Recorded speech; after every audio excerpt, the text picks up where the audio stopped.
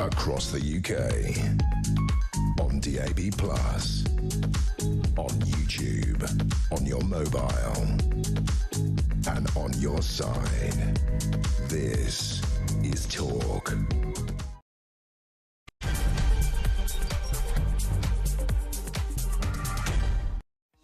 Hello there, how are you? Happy Thursday evening, and I'm glad to see you're still here because a lot of people aren't. That's right, one of the big news stories of today is we have had a good old poke about the migration statistics, official Home Office figures, and they make for some rather interesting reading. This comes at the same time as we find out that 53,000 illegal migrants have just disappeared, vanished. Gone. 693,000 people have left the country. It's the highest exodus from Britain in way over a century. Why? Why are they all leaving? I couldn't imagine. And I think that's probably only going to go up, given that punitive budget we all had to suffer yesterday. It also turns out, look, net migration has actually fallen quite sharply, which is a good thing. I'm not going to start handing out plaudits to the Labour front bench, but I'm pleased to see that net migration is down to about 200,000, although you have to take into account gross migration balances out. The net migration is the gross migration minus everyone who's left. So that still means a shed load of people are coming into the country, almost 1 million, right? So it's not exactly time to open the champagne bottles. But it turns out now that around new arrivals, asylum seekers now make up 44%. That's absolutely astonishing. So we can all see what's going on in this country, can't we? We're going to be talking about that. We're also going to be mopping up again what happened in the budget yesterday. Done a bit of research, got a little bit more information for you. Things that we might not have covered yesterday, the small print, so to speak, such as the 1.5 billion that's been put to one side on digital ID. Oh yeah, they're doing it, folks. I know you don't want it to happen. I don't want it to happen. We all know what is going to happen, but they're doing it. It was there, hidden away in the text. We're going to be discussing that. Also, the firefighter who basically lost an unfair dismissal case, and he got dismissed from work because he kept referring to the people he was working with as firemen. I know, right? Like, who cares? Apparently there was a particular female firefighter on the team who thought it rather sexist. And so he got into a whole world of pain, lost his job, appealed that in court and lost that as well. It's just madness. Why are we doing this?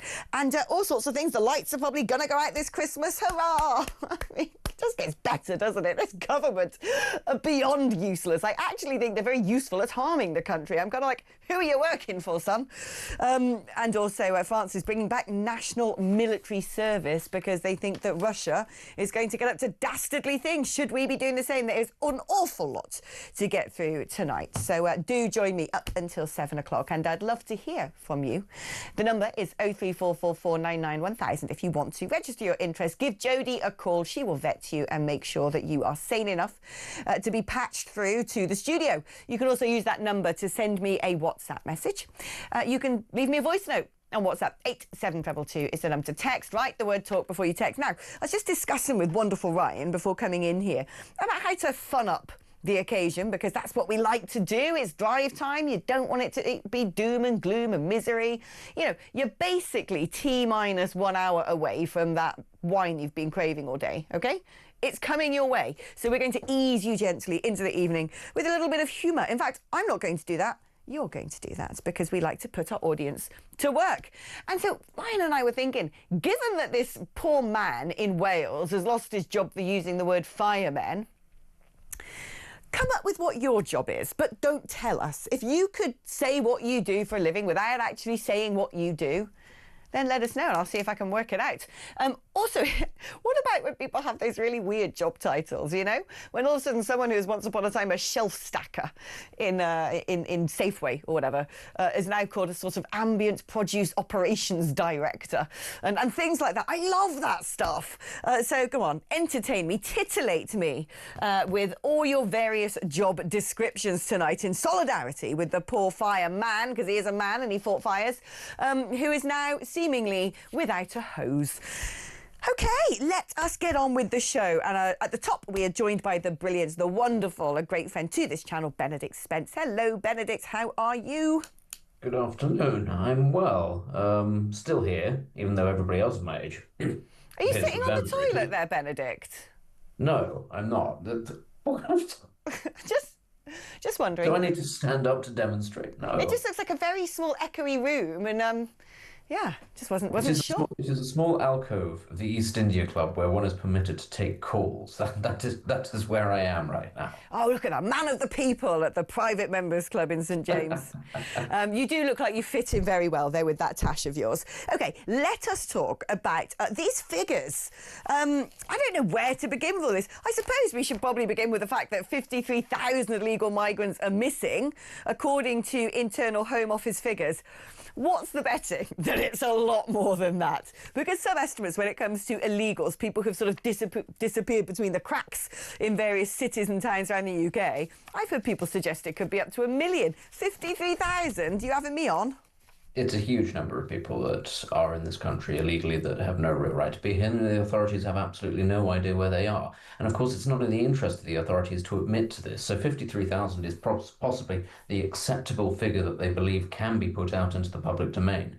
Because actually, if the true scale of this was understood, people would be absolutely horrified. And we have to remember that this is part of the parcel when it comes to the importation of people illegally. Lots of them do not come here, in fact, to sit here and go, hello, this is me, this is where I'm going to live, and I'm trying to claim asylum for perfectly legal reasons. Some of them do, but lots of them come into the country specifically not to be found by the authorities. They go on to work in, the sort of the black economy underneath it all, drugs, money laundering, criminality that goes alongside with that. You just have to walk down the average high street and look at the average Turkish barber, which is a front for money laundering. You walk across London and you'll see these American candy shops, again, a front for money laundering. Lots of tourist tat shops, front for money laundering. And of course, everybody knows about the nail salons as well, and you'll find them in most towns as well, and that's the exact same thing, and often a front for slave labor, along with car washes. Everybody knows this is going on. It is not 50-odd thousand people. It is much higher than that. Of course it's much higher.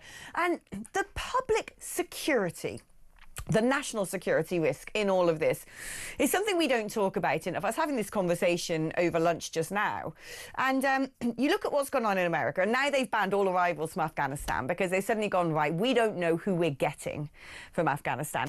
When you look at the sheer number of people who have used the asylum application process in Afghanistan to come to the UK. If you come from Afghanistan, you're not allowed to be returned. We're stuck with them. We know there have been stories in the papers about the fact that the Taliban write these little letters to people so they can present them at various authorities and say, oh, look, I'm in trouble, I'm under threat. Once upon a time, right, Al-Qaeda used to use the heroin trade, opium poppies, to make all their cash money. What they're doing now is using people trafficking because it makes a lot more money than the illegal drugs ever did.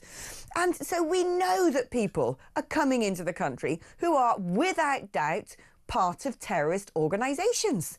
Without a doubt.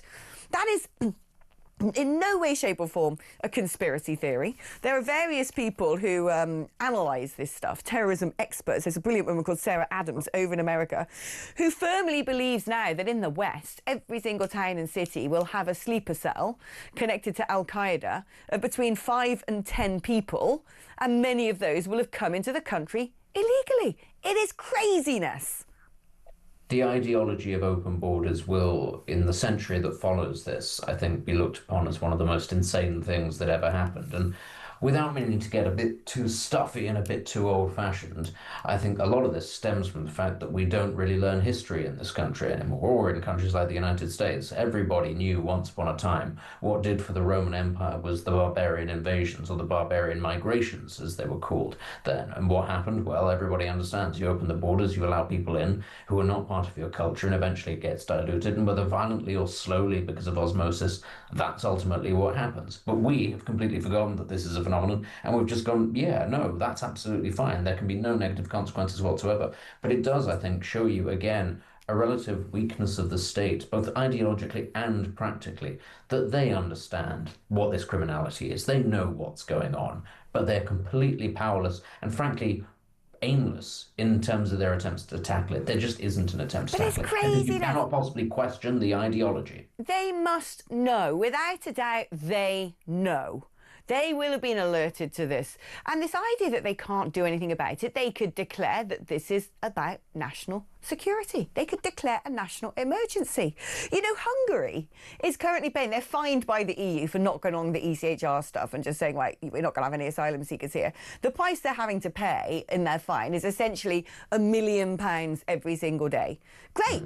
I would far rather, as a nation, that we were spending 350 million quid a year and saying we're not going to have any more asylum seekers, than paying billions and billions and billions on Lord knows who from Lord knows where, using all these sort of weird excuses. Oh, I'm from a particular tribe in Kuwait that's not recognised. We're all Kurds and we're all persecuted. We're all, you know, I'm from Syria. Where's your passport? Oh, I don't know. It magically slipped out of my pocket halfway across the channel. It is ridiculous that we're allowing this to go on. And I don't believe that a government is powerless, because a government has power. If they wanted to do something, they could do something. And to top it all off, as well as having a load of ne'er-do-wells and wrong-uns in the country who've broken into it and mean us great, great harm, we're now learning when it comes to legal migration, the amount of people leaving. Almost 700,000 people are leaving. So we're having a brain drain, right? We're having a wealth drain and a brain drain from this country. Meanwhile, at the same time, we're importing all sorts of people who frankly shouldn't be here. It is a terrifying, willful destruction of our society. It is, and it's made all the more ironic, really, given that the large numbers of people who are being imported into the country via immigration are being brought in because people in this country can't and are not having children at a fast enough rate to replace the population, right. Which means, of course, economic collapse, because nobody can then pay to prop up the older generations who are on pensions, who require substantially more healthcare, and of course all of those people who are on welfare. We're physically not replacing the population fast enough. Ergo, the argument goes, we need migration. Of course, we all understand actually that that's not solving the problem at all, because far too many of them are net takers rather than net givers. But as you say, the irony of the situation is now that because of that impact and the wage suppression that comes with that, we are now forcing people out of this country. And yeah, we've discovered this officially now. The figures have come out. But anecdotally, and I've been talking about this on Talk and other channels for well over a year now. I think anybody who recognises my dulcet tones will know that I've been saying this. People are packing up. People of my age are packing up. I know lots of people personally who have already left over the course of the last year. There are only 9 million net tax contributors in the UK. Only 9 million. Oh, my goodness. So people who give more in tax than they take back from the state, of which I am definitely one of them. Yeah, only 9 million. So that makes us about 1 in 10 people paying for everyone else. And as you've just, what was the figure that you just sort of touched upon, how many people left last year? It's, you know, hundreds of thousands more than they thought it was. How many years do we go on for before that 9 million becomes 8 million, becomes 7 million exactly. At the current rate? But also, you know, talking about the economic impact of all of this, let's talk about the budget, because everything is tying in together right now. Because in that budget, I think the most egregious policy that was announced, Little Miss, oh, you know, we've got a big black hole, oh, you know, some tough decisions are going to have to be made, we're all going to have to shoulder the burden. She's turned around and said, oh, do you know what? Let's just hand out more money to people having lots and lots and lots of children who can't afford them themselves. And so I've done a bit of research into this, you'll be pleased to know. And so I've sort of crunched all of the various ONS statistics, census and all the rest of it. And I know what percentage of families in the UK who have more than 2 children are foreign born. Do you want to know? Go on. 70%. 70.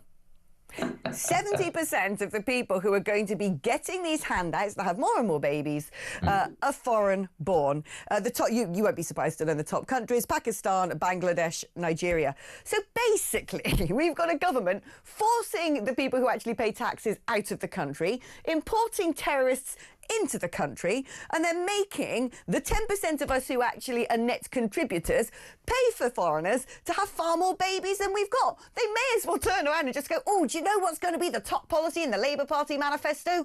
getting rid of all British people by the end of the next century. I mean, it's craziness.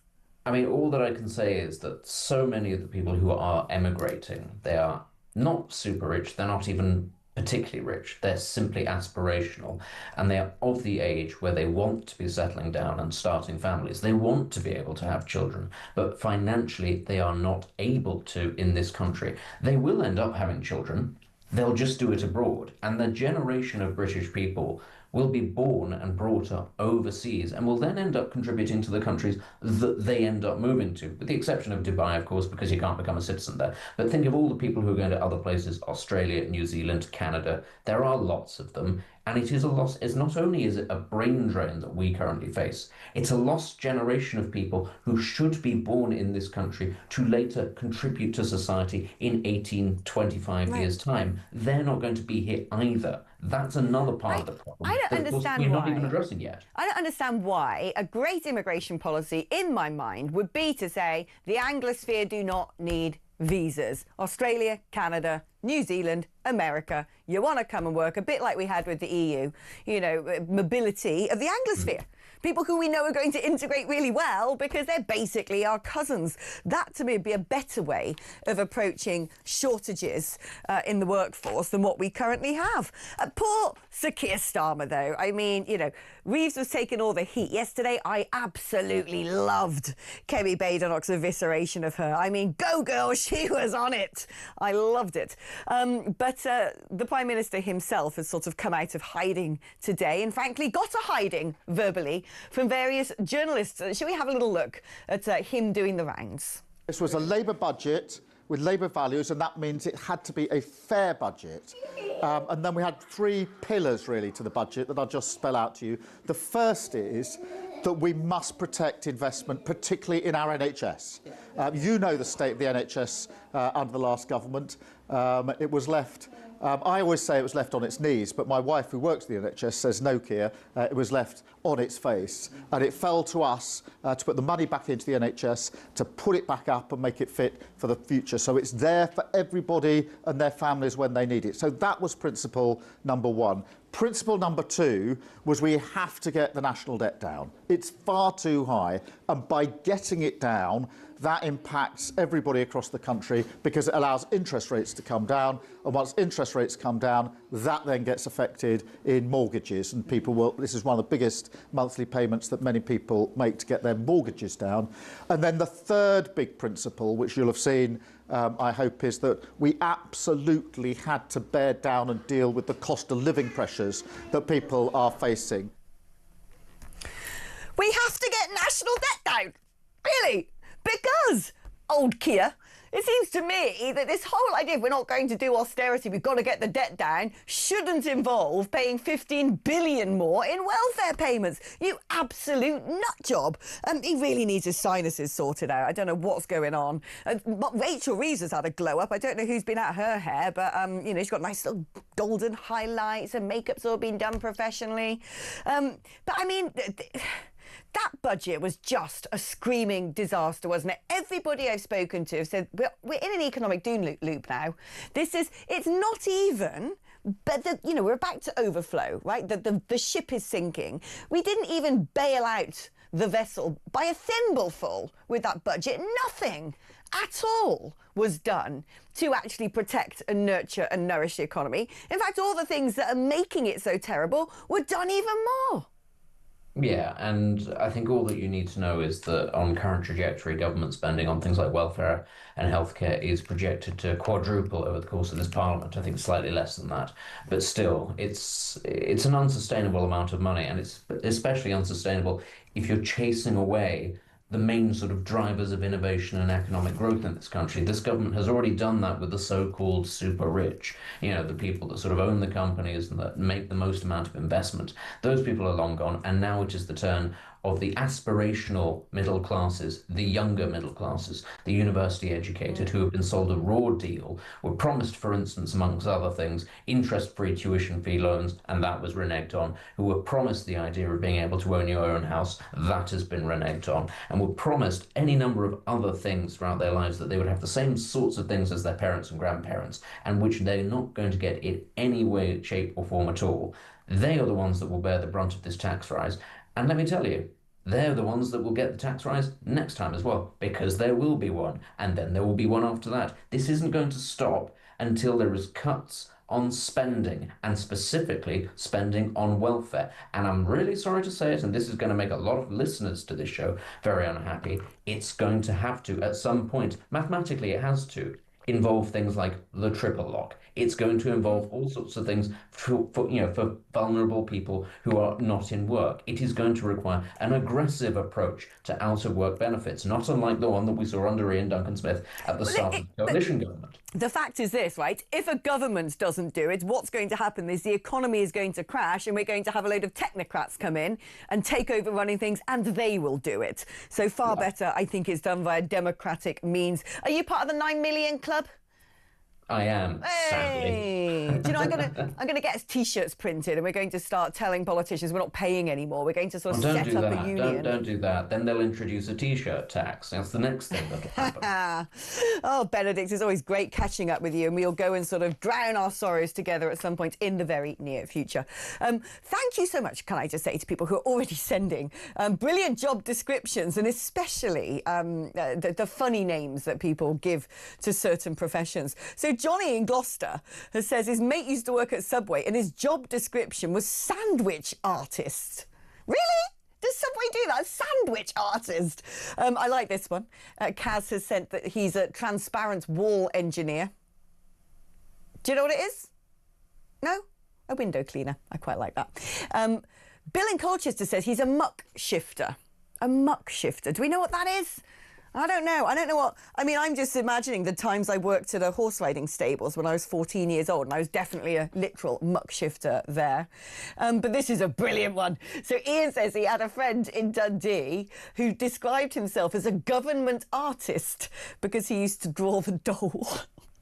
That's lush. All right, keep them coming in. 03444991000 is the number to WhatsApp. 87222 is the number to text. Like the word talk before your text. We're going to take a short break now. When I come back, if the electricity is still on, we're going to be discussing the looming threats of blackouts this Christmas. Because guess what? Labour policies to shove a load of concrete down oil wells is going to make us deeply energy insecure. Who'd have thunk? We're discussing that after this.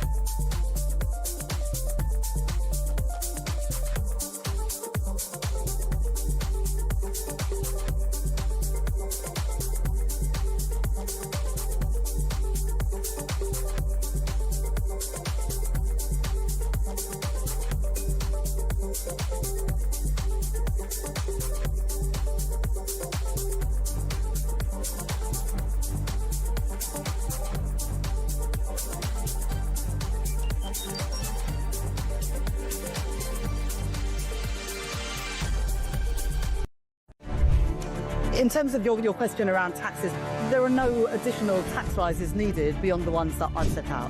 Don't need to increase taxes. I'm not coming back with more borrowing or more taxes. I will not increase your national insurance.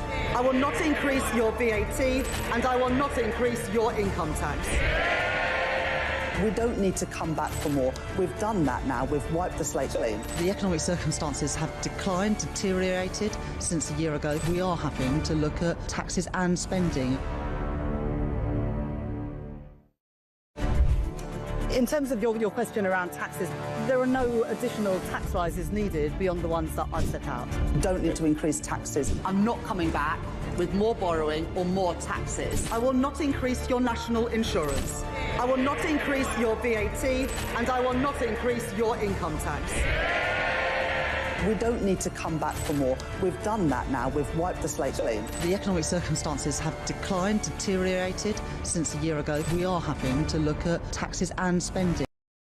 Across the UK, on DAB+, on YouTube, on your mobile, and on your side.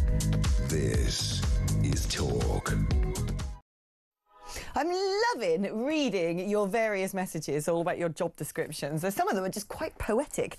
Anyway, you'll be pleased to know that this Labour government, as well as, I don't know, wantonly destroying the population and replacing Britons completely, hoping to end the civilization, basically collapsing the economy because that's round the corner, they're probably going to plunge us into darkness as well. Yay! I love Britain in 2025. I can't wait to see what's round the corner. This is astonishing, OK? This is absolutely... I don't know why this is not leading all of the news headlines today, because this is the most wild thing I've read in a while. It doesn't surprise me, but when you look at the numbers on this, OK, prepare yourselves. The National Energy System Operator, NESO, so they're people who just run all the, the grid, basically. They have said that because of Labour's energy policies, we are basically done for. Because of its ban on new exploration for oil and gas, because of the 78% tax rates imposed on North Sea gas producers, gas from the North Sea is going to decline in this year by 80%. By 2030, it's going to be so low that our dependency on other countries to give us oil and gas will be at 90%. And not only that, at the moment, half of our gas we get from our good mates over in Norway. Well, they're running out of it too. They haven't got anything. So what are we going to do? How are we going to keep the lights on? Have they thought this through, Mr. Miliband? Have you actually sat down and realised what you have done? How insecure we now are as a nation? Because if it wasn't for Qatar, OK, over the last couple of Christmases, who sent us a load of LNG, we would be in deep doo-doos. These people are off their rockers. Let's speak now to Maurice Cousins, campaign director at Net Zero Watch. I mean, what on God's green earth are they up to? Because, look, whether you want to self-flagellate at the altar of Greta Thunberg adoration and think there's too much carbon dioxide in the atmosphere, the idea that we are not in any way, shape or form remotely energy self-sufficient means that we are one of the most vulnerable little islands on planet Earth. It is a ridiculous abrogation of duty by this government. Good afternoon, Alex. Yes, this report should serve as a massive wake-up call to everybody in Westminster and beyond. I mean, the red lights are well and truly flashing all over the dashboard. I think the only way I can sort of sum up how this government is behaving. I mean, yes, they are obviously putting ideology ahead of the national interest, but it's, as far as I'm concerned, criminally complacent the way that they're behaving. Absolutely criminally complacent, and yet they always do this thing where they invert the truth all the time. There's something about this government, the level of lies. Oh my God, I saw something brilliant on X. Sorry, a bit of a segue. Something brilliant on X about energy bills, where Sir Keir Starmer had put, because of us, we're taking green taxes off energy bills, so you're not going to pay as high. And there was one of those corrections, reader autocorrect on X, and it basically went, no, our energy bills are going up because of your ridiculous government schemes. And it's like, yeah, you see, they totally totally invert the truth every single time. And they've been saying to us, oh, one of the reasons we need to transition away from fossil fuels, one of the reasons that we've got to ban oil and gas exploration is so we're not reliant on foreign, dastardly foreign regimes for our energy supply. What are you talking about? You're going over to China every 5 seconds, buying solar panels and windmills from them, most of which have kill switches in. So if Beijing suddenly woke up one day and went, wouldn't it be fun to turn off all the lights in Britain? They could. Meanwhile, we can't go and buy gas from Russia, although no doubt we're probably part of a growing international community who are buying it third hand because Russia sells it to whoever who refines it and then sells it to whoever who sells it to us. It's just balmy. We have seen in geopolitics and world wars how important it is to have the black stuff or to have gas, and we've got it. And this idiot government, this idiot ideological woke ridiculous bunch of losers currently running the country would rather destabilise us and put us all at risk in order to, I don't know, save a couple of penguins. I think you're absolutely right. You've hit the real nail on the head there. We can't rule out a future conflict with Putin. I know that there's currently negotiations going on between Ukraine and Russia that are being coordinated by the United States. But if you speak to any sensible security expert, they say that we need to be rearming right now and reindustrializing. And as you've rightly pointed out, wars are highly carbon intensive and reliant on fossil fuels. And we've known really since the industrial era that it's productive force which proves decisive in modern conflict. And so that for that reason, I say that they are behaving criminally complacent, because we don't know what's likely to happen in the next few years. We're going to need every bit of domestic oil and gas that we can get our hands on in the next few years if war does break out.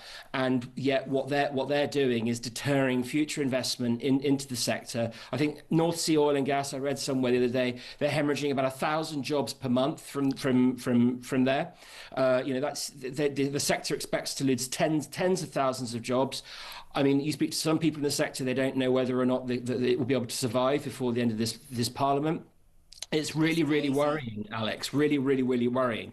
And what people don't really understand is that we remain a fossil fuel reliant country. 80% of our primary energy needs come from hydrocarbons, oil and gas. And I think that what they are doing here, candidly, is it's deeply, deeply cynical. What they are trying to do is to use policy to create this fake, bogus narrative that we need to get ourselves off fossil fuels. Because North Sea oil and gas are in a natural state of decline, and so to do this, we therefore have to then jump over and pursue Ed Miliband's Clean Power 2030 objective. But it's all that is going to do is put up bills. It's going to make us more reliant on China, and it'll do nothing to save the environment, because the Climate Change Committee themselves have said that in 2050 we are still going to be using fossil fuels, Alex. We're still going to be using them. So all we're going to be doing is lining the pockets of the Americans, the Qataris and the Norwegians, and making ourselves more vulnerable to volatile price shocks if something happens. It is utterly balmy, and I just, it makes me very depressed to think about what we're doing to ourselves. I'm very, very depressed. Maurice, thank you ever so much. The brilliant Maurice Cousins, campaign director at Net Zero Watch. A little short on something else connected to net zero, by the way. I don't know if you guys out there ever came across the whole Beauvais thing. People are like, yeah. Others were like, oh, I know exactly what you mean. So this is some sort of medicine that various supermarkets are encouraging farmers to give to their cows. And in theory, it stops the cows from farting because, farting cows, that means that we're not going to have a polar ice cap anymore. It's a madness. Now, when I'm not having any of this stuff, I don't want my cows to be fed experimental medicine so they don't fart. I want my milk to be normal milk. I remember the BSE days when they were feeding like cows sheep's brains and stuff. Don't mess about with agriculture. Let cows eat grass, let them fart. That's the milk I'm having. Anyway, so this experimental Beauvais drug, which has been given to cows, was also given to cows in Scandinavia. Norway and Sweden have had to cancel it. Guess why? Because the cows were all getting ill. Stop experimenting. Stop being weird. This net zero stuff is getting really perverse. All right, we're going to take a short break now, but when we come back, we're going to be sticking with the subject of farming and talking about those protests that happened in Whitehall yesterday. Back after this.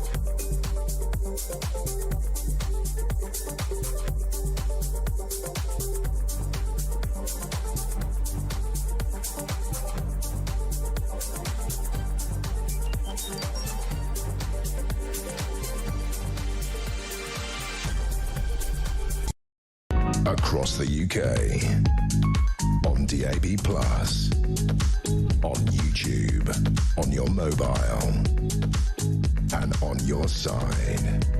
This is Talk. Hello there and welcome back to the show, and welcome to the show Ollie Harrison, who is a wonderful farmer who was at the farmers' protest yesterday in London. Ollie, great to have you on the programme. Tell me, what was it like in Whitehall? Because the farmers were getting arrested. I thought that was utterly, utterly disgusting. It was a bit of a circus, to be honest. If you could have played the Benny Hill music all the way around town. So originally there was a protest planned in Whitehall on, well, yesterday morning. I can't remember the date. What date was it? 26th, was it? So Whitehall was going to be closed. There's going to be some tractors there. There's going to be a bit of a stage and some speakers. I was going to be one of the speakers. And then I'd travelled there the night before to hear that the police, the Met, had been told that they had to pull the permission for it happening and try and cancel it. And that's by the government. I understand it was either coming from Number 10 or the London Mayor. We think so, yeah. I mean, there's only someone with that kind of much weight, to be fair, which equally meant then there's a lot of people already on the way, a lot of tractors already on the way with nowhere to actually go.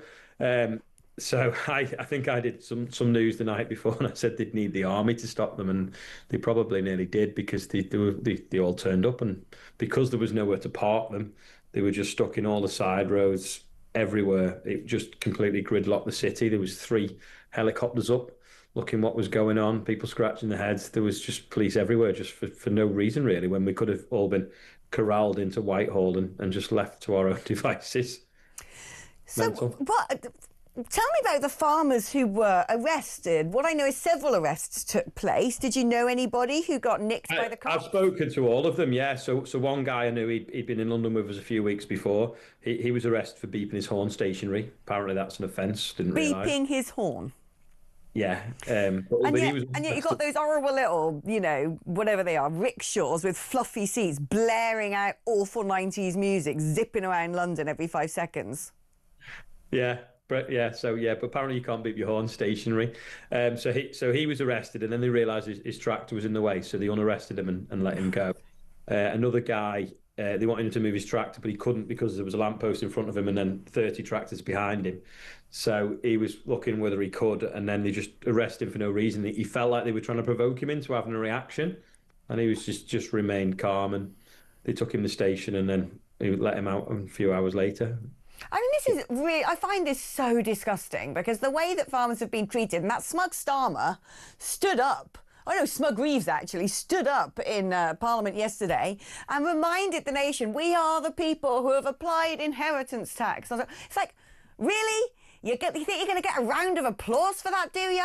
I just think it's utterly insane that the people who feed the country, we got 6 days worth of the ability to feed ourselves as a nation in a crisis. Outbreak of World War II, we had enough food to feed us for 6 weeks. This is of critical national importance. The farmers have every right to protest about the way they're being treated. And this really thin-skinned, nasty, spiteful government turn around and ban the protest. Oh, but if you want to protest some foreign war for anybody anywhere, go ahead. It makes me sick to my stomach. Are the farmers planning to have a second bite? Are they saying, look, you might have tried to stop us this time, you might have arrested some of us, but we're not going to be silent? I mean, ultimately, we want a conversation with the Treasury to sort this out once and for all. We don't want to be going to London all the time. You know, we just want to grow food. We just want to produce it. You know, you've just been talking about energy security then. Well, before you'll run out of food before you'll run out of energy. You know, we can all put an extra jumper on to keep warm. We don't need lights, but we've got to eat 3 times a day. And this is the thing that they're just not getting. And they think, oh, they're all wealthy. And like, well, no, because that wealth means nothing. We don't own the farm. We just look after it till the next generation. And to try and leave money out of that doesn't exist, it's just make believe. You know, the profits aren't there. We've had a drought this year. We had loads of wet weather last year. We haven't made any money for 2 years. And the only thing that we could maybe say is, oh, we've got a little bit of capital growth, so it means we can up the overdraft because we've got security with the bank. Well, when you haven't got that capital growth because the economy is stalled and someone's undermining the value of your land, it's a pretty desperate times. And this is the problem. You know, they're driving farmers to the brink. We've had farmers taking their lives over this policy. You know, they're aged, they might have some health concerns, and they've worked their whole life to see it lost to some government policy. You know, sadly, they've been taking their lives by April. Well, we're determined to not let any more of this happen. You know, they've got to start listening. They've got to change the policy. They had a proposal put to them that had probably sort about 80% of the farms out. It would have still affected the big farms, which again, still isn't really fair because they're producing most of the food. But the perhaps wouldn't have been the anger there was yesterday. But why they suddenly decided, I mean, just so that Rachel and Keir didn't get a bit of noise on the way to work, that they had to kick us out of Whitehall and then just cause chaos over London. It probably cost 10 or 20 times what it would have cost the police. It was just embarrassing and pointless. I think there's an FOI going in actually to find out what that cost compared to one of the other protests, to just say this is what it cost you just to save some embarrassment. It's ridiculous. This government are utterly atrocious. I mean, every single passing day I think, can they get worse? And they do. They do. Look, keep up the good work, keep fighting the good fight. Britain backs you, you know that, and thank you so much for what you do to keep this nation well fed. Ollie Harrison, farmer. I mean, what is a government supposed to do? Right? Ask yourself that basic question. What are they supposed to do? They are supposed to defend the integrity of the nation, right? They're supposed to make sure they are not invaded by foreigners. Oh, well, not managing that one, are you, Labour? They're also supposed to make sure that critical infrastructure is protected so you can turn lights on. Oh, are you doing that, Ed Miliband? No. You're not. Surely you should also make sure that your public aren't going to face starvation. You know, that's a basic in life. You know, electricity, a bit of grub and feeling safe. Are they doing that? No, they're not. Are they, Rachel Reeves? The basic duty of a government is to protect its population, not to persecute it. I mean, we're basically now, if we, you know, when you look at people fleeing the country because they're fed up, because all the people who are basically the net contributors are treated like dirt, they're absolutely flogged to death with taxes, they're called far right, Nothing is given back to them. Everything that goes against the national interest seems to be in the Labour Party manifesto. Oh, now they're getting out the digital ID that absolutely no one wants to spy on us all. Where are we living? What is this? What on earth is going on? Is this really Britain? Is this what we are doing now in 2025? Surely.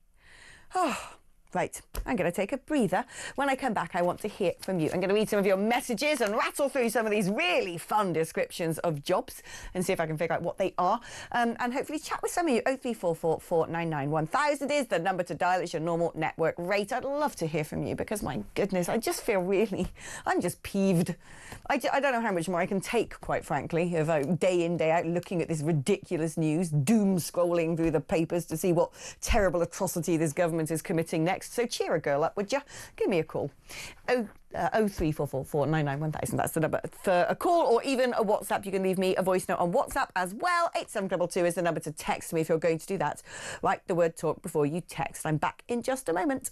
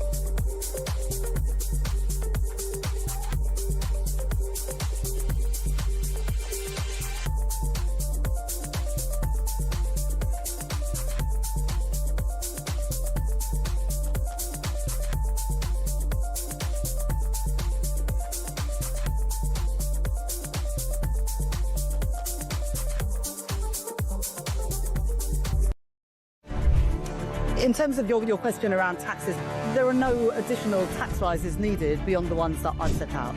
Don't need to increase taxes. I'm not coming back with more borrowing or more taxes. I will not increase your national insurance. I will not increase your VAT, and I will not increase your income tax. We don't need to come back for more. We've done that now. We've wiped the slate clean. The economic circumstances have declined, deteriorated since a year ago. We are having to look at taxes and spending. In terms of your question around taxes, there are no additional tax rises needed beyond the ones that I've set out. Don't need to increase taxes. I'm not coming back with more borrowing or more taxes. I will not increase your national insurance. I will not increase your VAT, and I will not increase your income tax. We don't need to come back for more. We've done that now. We've wiped the slate clean. The economic circumstances have declined, deteriorated since a year ago. We are having to look at taxes and across the UK, on DAB+, on YouTube, on your mobile, and on your side. This is Talk. Hello there. I'm going to do some of your job descriptions because some of these are brilliant. Bill in Colchester, I don't know what you do as a muck shifter. you're going to have to text back and let me know. Or do you actually just work at a horse riding stables? Because that's what I'm going to have to conclude. Karen, so this is an interesting one, says, I'm a symbiotic node in the vast logistics organism known colloquially as the catalogue. To the untrained eye, they're polite, omnipresent retail staff. To the catalogue, they're antibodies, data points, profits, and disposable limbs all at once. They are the reason your parcel arrives in 4.7 minutes instead of 5. They are the reason you can never quite remember their faces afterwards. Where do I work? I don't know, in that weird goblin cellar in Argos where they get the stuff off the shelves and it magically appears? I don't know. Karen, that's like, it sounds like something in Hobbitland. And here we go. Laura says, I'm an executive assistant known as the human Swiss Army knife, part organiser, part strategist, part diplomat, part mind reader or designated wrangler of calendars, communications and the occasional crisis that shows up uninvited. Laura, does that just make you a mum by any chance, or a wife to a particularly difficult husband?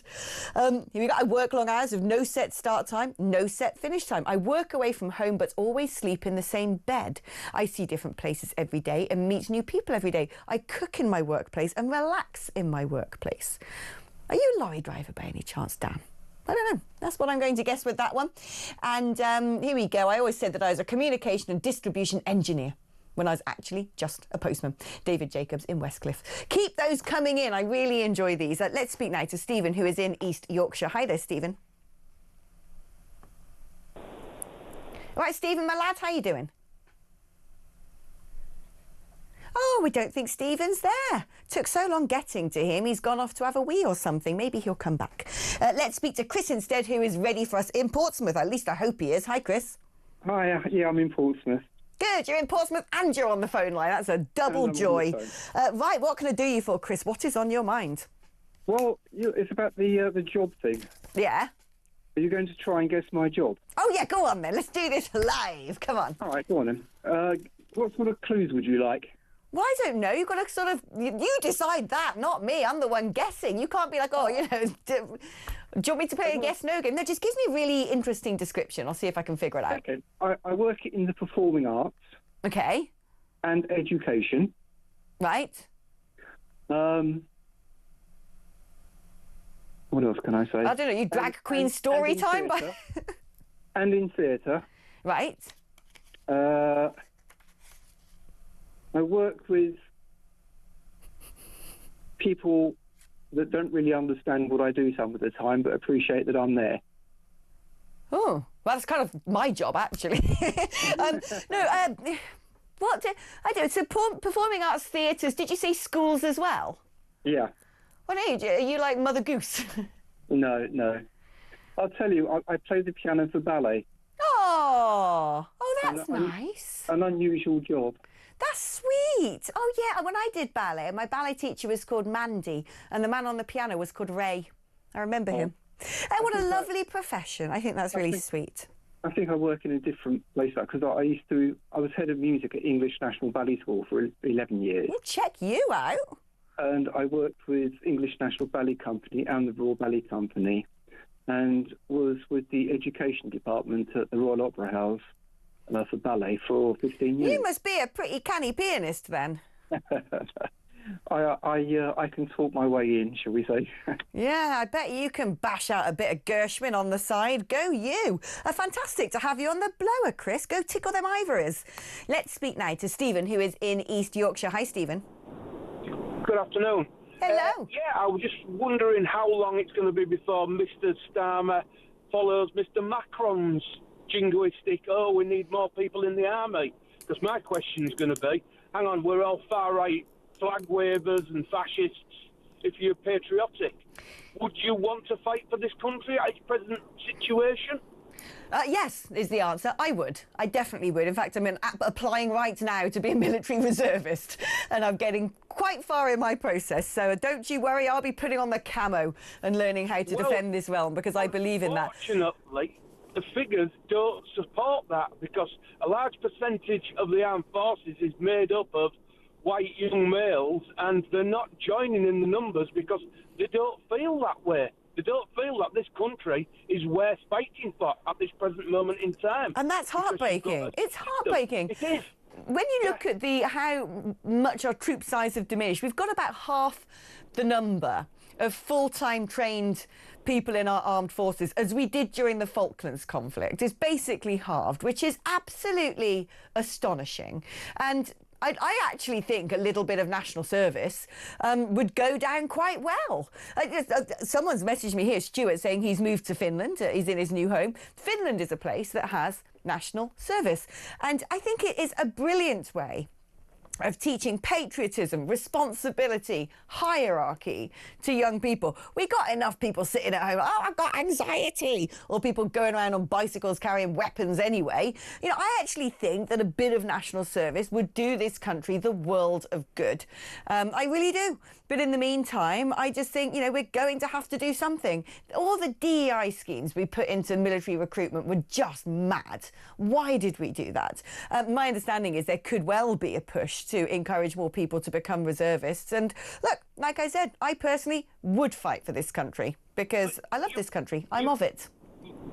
Sadly, you've watered this down, though, by, unfortunately, the people you want in the military, and I know friends who, the Marines are fighting this battle now because they're pushing a DEI agenda on them, and basically you're watering down the cadre of quality of people that you want to be able to perform and do these tasks. And diluting it down to tick boxes is not going to make the situation better. No, I agree. People, when you've got to kick them doors in and go there and do horrendous things to horrendous people, you don't want people who are going to stop and think, oh, I don't really want to be here. You know, if you're on a battlefield, it doesn't matter if you've got a rainbow lanyard. I fully agree with you, Stephen. Good point, well made. Thank you for calling the show. Let's see if we can squeeze in one quick call. We're going to have to be quick, though. Ian in Ayrshire. Hi, Ian. Hi, Alex. It's in regards to your statement about muck shifters. Muck shifters are people that drive diggers. Oh, are they?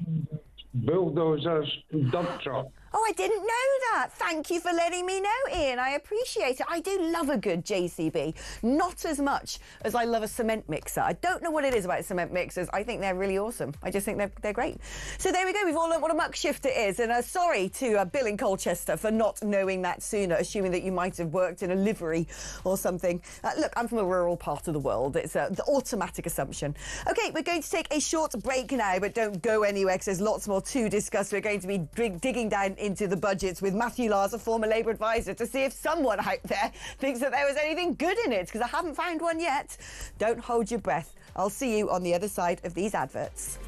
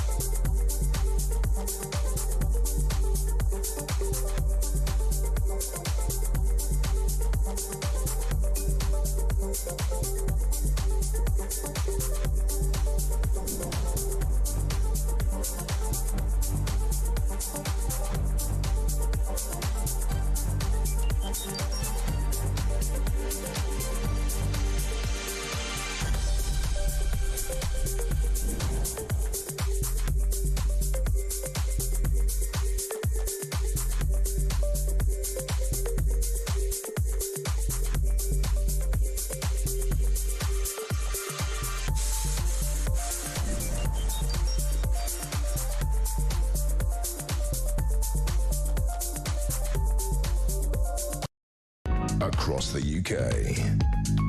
On DAB+, on YouTube, on your mobile, and on your side. This is Talk.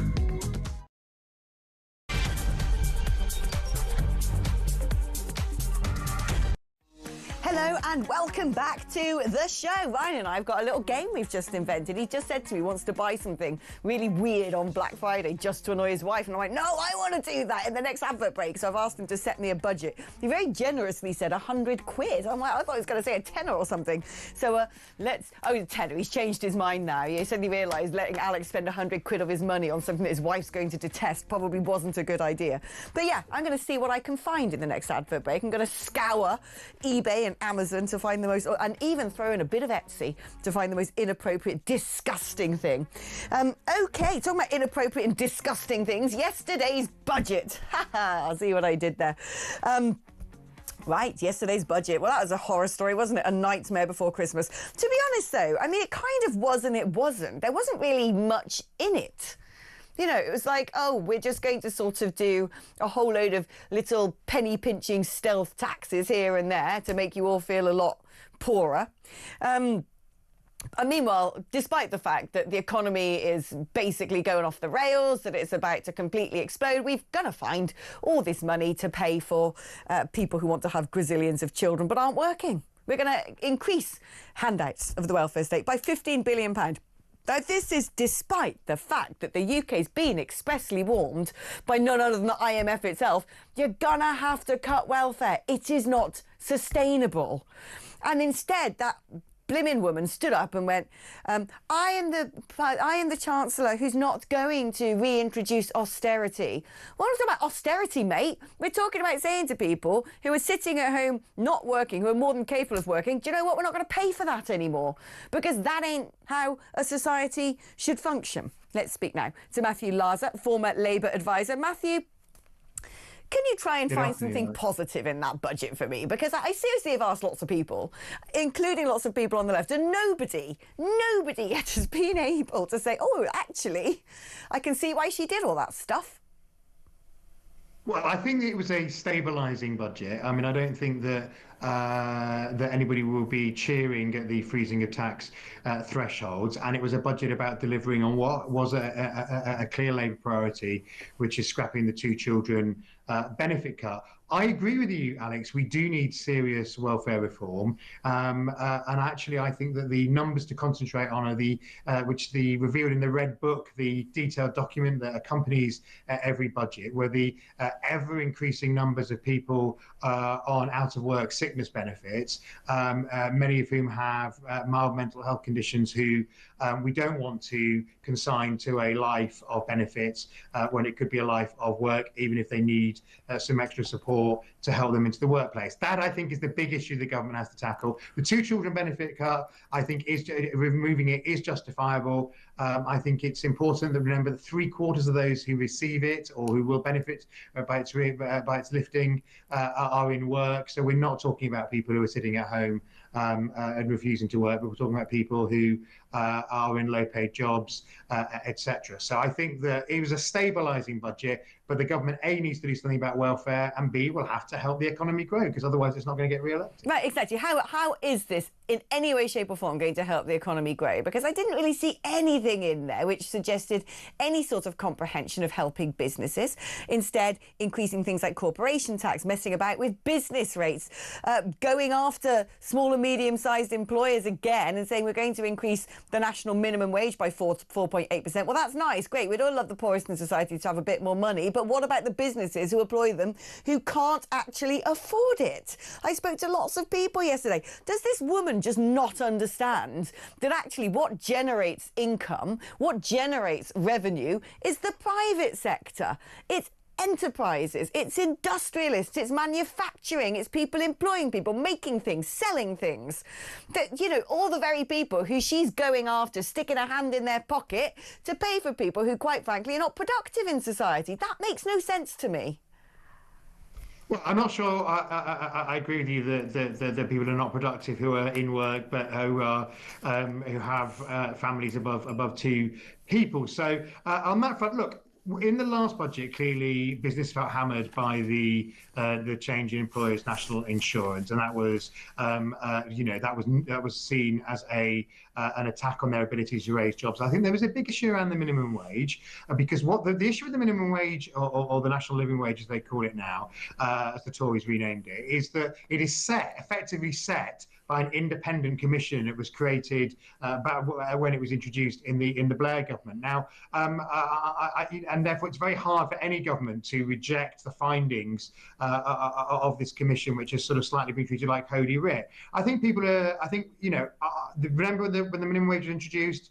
Well, way back then, I'm old enough to remember when the Tories said it would cost millions of jobs, and it didn't. However, I think there is a tipping point when the level becomes so high that it does prove a disincentive to hire people, especially in a tightening labour market. So therefore, I think that maybe going to have to be questions asked about the Low Pay Commission about whether endless above inflation pay rises, bigger than many other workers receiving in the private sector, is sustainable. I think that is an issue for small businesses. I don't think that other than the minimum wage, small businesses were clobbered yesterday. As I say, I think it was a very stabilising budget, not a budget to get a government re-elected, but a budget to give them some wiggle room later in the Parliament to do things that we might want them to do. And you say it's a stabilising budget, but my sense is this, a year ago, just over a year ago, in that first budget, she said, look, I'm going to have to add a bit more with taxes. It's an emergency. I'm going to do it now. We're not going to come back for more. She's come back for more. And as far as I can tell, because nothing's been done to address the bloated welfare in this country, because the Labour backbenchers ain't going to pass it, are they, that welfare bill? They hate it. They're going to have to hack it into pieces, water it down, render it completely castrated and useless before they'll agree to vote for it.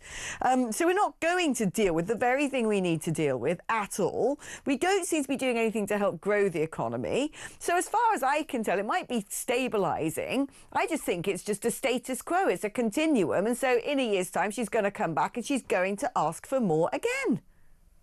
Well, I don't think it's sustainable for the government to come back and keep raising taxes, or for the welfare bill to keep growing. What I actually think is a possibility is that what will happen is that the fact that the two children benefit cap has been abolished will give her more political capital to be able to push through welfare reform, which is particularly to push working age people who are either on sickness benefit or otherwise just unemployed into work, which is what was sort of gutted when the government tried it last year. I think the problem is that they kind of did it in a sense politically the wrong way round. That if they had wrapped it all together in a package which said the two children benefit cap will be abolished, that actually is that actually helps 75% of those people who get it are in work, so it helps people who are in work, and we're going to do benefit reform which helps more people off welfare and into work, because we as a country, and this is the same under the Tories, we have to face the fact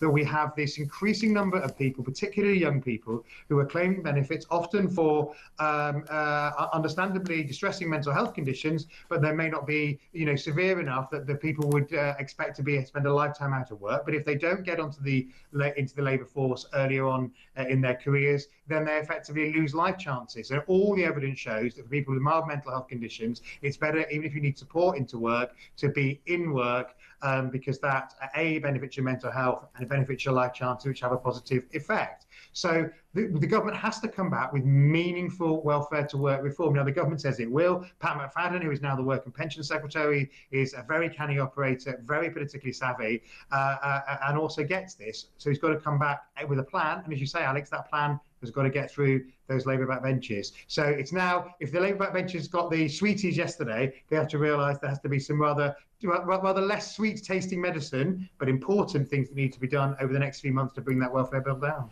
But what about things like the workers' rights bill? Because that thing's about to sort of reappear, isn't it? And that must, if I was an employer and I thought that a member of staff could literally start work and that very same day go, oh, I'm ill, I've got to go and, stay at home for a week with anxiety. Or, oh, well, here's a job, I'm on paternity leave now, sorry. I'd be terrified to employ someone. I mean, look, personally, I would have brought it in at 6 months rather than day one. I think there are going to be some slightly crazy anomalies, like the fact that it actually doesn't kick in on day one. It kicks in on the day that you sign the contract.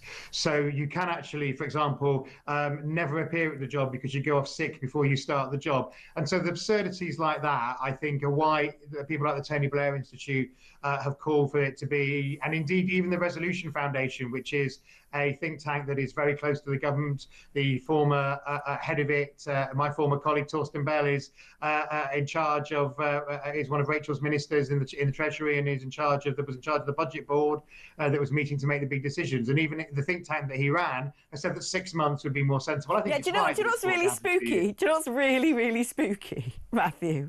It's literally why we've been discussing this, being breaking news. Do you want to know what it is? This is really weird. The government has U-turned on its pledge to introduce day one protections from unfair dismissal. In an update, the government has said protections will now be in place from 6 months. That's everything we're just talking about. I mean, what about that? That's how politically savvy I am. That's how good your guest choice is. Amazing. I know. Well, I asked the question. Don't you take credit? Don't you take universal credit for this, my friend? I will take credit for it. Let's talk. Yeah, I mean, I think that's sensible, and they may have to do that in one or two of the other areas within the employment rights. Yeah, that was balmy. To me, the idea that, you know, you can literally get a job and from day one basically be entitled to sick leave, paternity leave, maternity leave. I was like, that's mental. It's crazy. I think it's sensible to have protection, but to start the job, settle in, and then the protection kick in after 6 months. It was 2 years. That was too long. I think that was unfair. I personally think that 6 months is we've gone from having one of the longest waiting periods in the world to having the shortest, i.e. no waiting period in the world. I think 6 months would place us in the mainstream. Let's talk now about migration, because statistics were out today, and there's two big stories, really, from all of this. The first is that apparently Home Office data shows that 53,000 illegal migrants are missing, gone. Now, my suspicion here, Matthew, is that is a major underestimate. I'm certain that if we were to really calculate how many people are in this country illegally and we don't know where they are, 53,000 would be a drop in the actual ocean. But this is really alarming, isn't it? Because why is it that the government... You look at what's going on in America right now, OK? Horrific incident where members of their police were gunned down, essentially, by a potential terrorist, an Afghan. And they have said, right, because of the security threat, no more people from Afghanistan. In the UK, however, if you come from Afghanistan, that is one of the countries where you actually cannot send someone home. You have to have them. You have to take them, whoever they may be. We know that Afghanistan has been like the headquarters of Islamic terrorism for quite a number of decades now. So why on earth are we just having people come into the country, losing 53,000 of them and just going, oh, well, never mind. It is so frightening. So I think, I mean, on the specifics of particular countries, I think one of the things that absolutely right, Shabana Mahmood, the Home Secretary, and her new Get Tough approach has made clear is that if countries refuse to engage in returns agreement, that may not be Afghanistan because clearly, but a lot of countries say even when the courts say you can send somebody back, the country says we're not having anybody back. And so Shabana has made clear that if countries do take that stance, if it's safe to send people back, but they won't take them back, then we will get tough and we will not issue visas to people from that country to come here for other reasons like studying or working or indeed visiting relatives or coming on holiday. So that is absolutely right. The country shouldn't take the you-know-what by refusing to take their citizens back when it's safe for them to do so.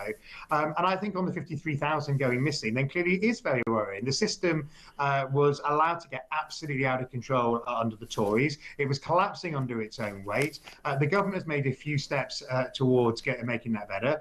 But clearly, we cannot have a situation where we don't know where people are. And the key to that is processing people a lot more quickly. So you don't have people here, not for weeks or months, but for years awaiting processing, who do literally as these figures today show, disappear. So, and removing one of the big pull factors, which is the fact that people could, after such a short period of time, get indefinite leave to remain and basically be in Britain for the rest of their lives, withdrawing that so that it can be up to 20 years before people are even eligible for that, which is one of the government's policies, I think will have a deterrent effect. And I think actually you may see people deciding if they arrive here that they'd actually rather go to another country, go back to another country on the continental Europe where they might be able to settle permanently more quickly. So, the figures aren't good enough and we need to get tough, but I'm glad that at least and at last the Home Secretary is making moves in that direction.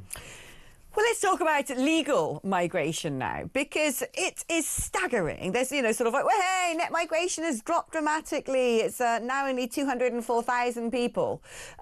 We meanwhile learn that 693,000 people have left, right? So net migration, what is that? It's when you take the number of people who have come minus the number of people who have left, and that's what you're left with. So if you want to figure out how many people have come, you add those two numbers together, which to me makes 897,000 people. I don't know if that's true. I'm just trying to do basic maths here. But it's astonishing. We are essentially, we seem to have a brain drain. We're losing people who are wealth creators, who are, the people leaving this country are probably valuable members of the workforce by and large. 693,000, almost 700,000 people have quit Britain. I mean, if that isn't a reflection on a government really badly managing a country, I don't know what is. Well, first of all, a lot of those people who are leaving are not necessarily people who were born here.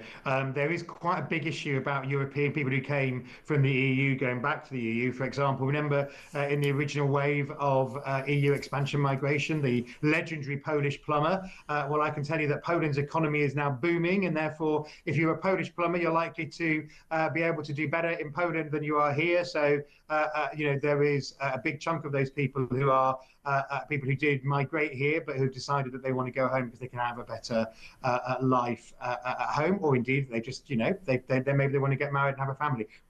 And overall, it does reflect the fact that the government has restricted the worst abuses of the Boris bounce. So the old care visa, where it found, remember that it turned out a huge percentage of people who came on the care home workers visa never worked in a care home under the notorious Boris wave. So, it has restricted, therefore the numbers have come down. But I think you're right. Clearly, some talented Brits are leaving the country. I'm not sure that everybody's going to Dubai, but we see doctors going to Australia and New Zealand or Canada, that's not sustainable. So I think it's good that the numbers of people that are kind of addiction to cheap labour through migration is at last beginning to dial down. I think it's a shame if talented people are leaving the country, frankly, whether they're talented Brits or talented people who've made their homes here. But and therefore it's incumbent on the government to get the economy motoring so people don't feel that they have an incentive or a reason to leave.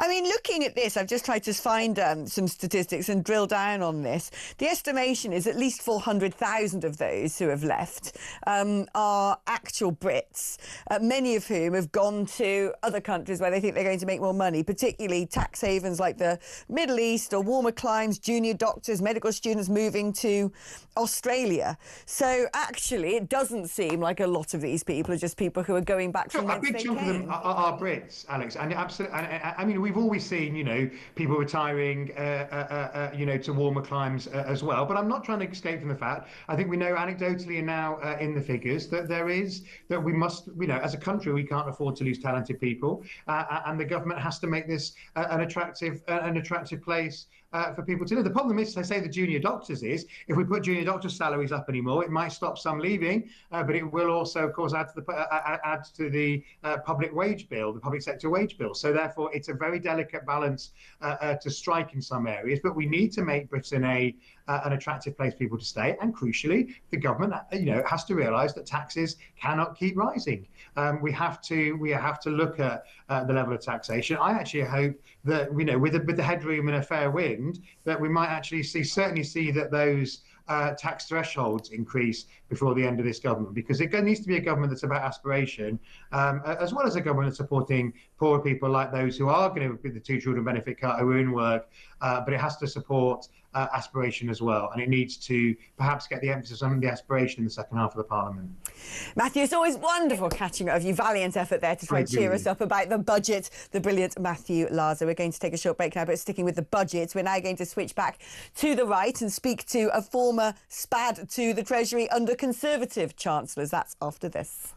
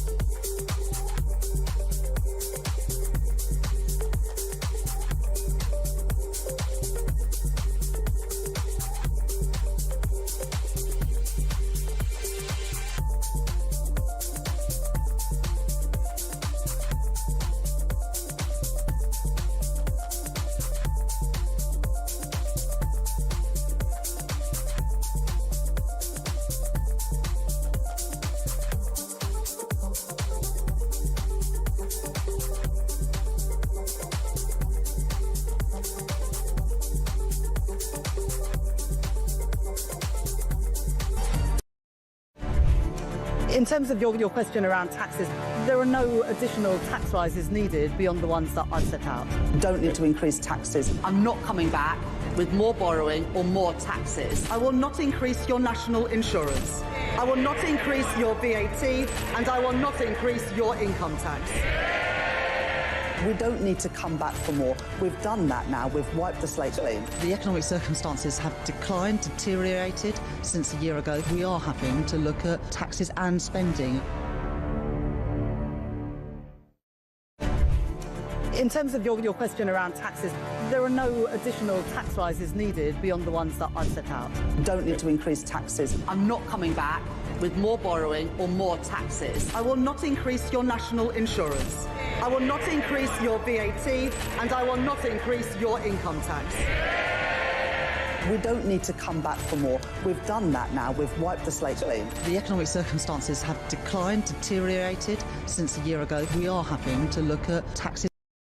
Across the UK, on DAB+, on YouTube, on your mobile, and on your side. This is Talk. Hello, welcome back, and I'm pleased to say there's a warm body in the studio with me because Cameron Brown has jumped through the screen like the child in the ring, and but looking less wet and scary, and is sitting opposite me here, talking about things that are scary. That budget. I mean, actually, there's kind of a load of nothing in it, but to me, the main thing is just the unfairness of it all. It's like if you are working and paying taxes, they're going to come for even more from you. If you're not, here you go, have some treats.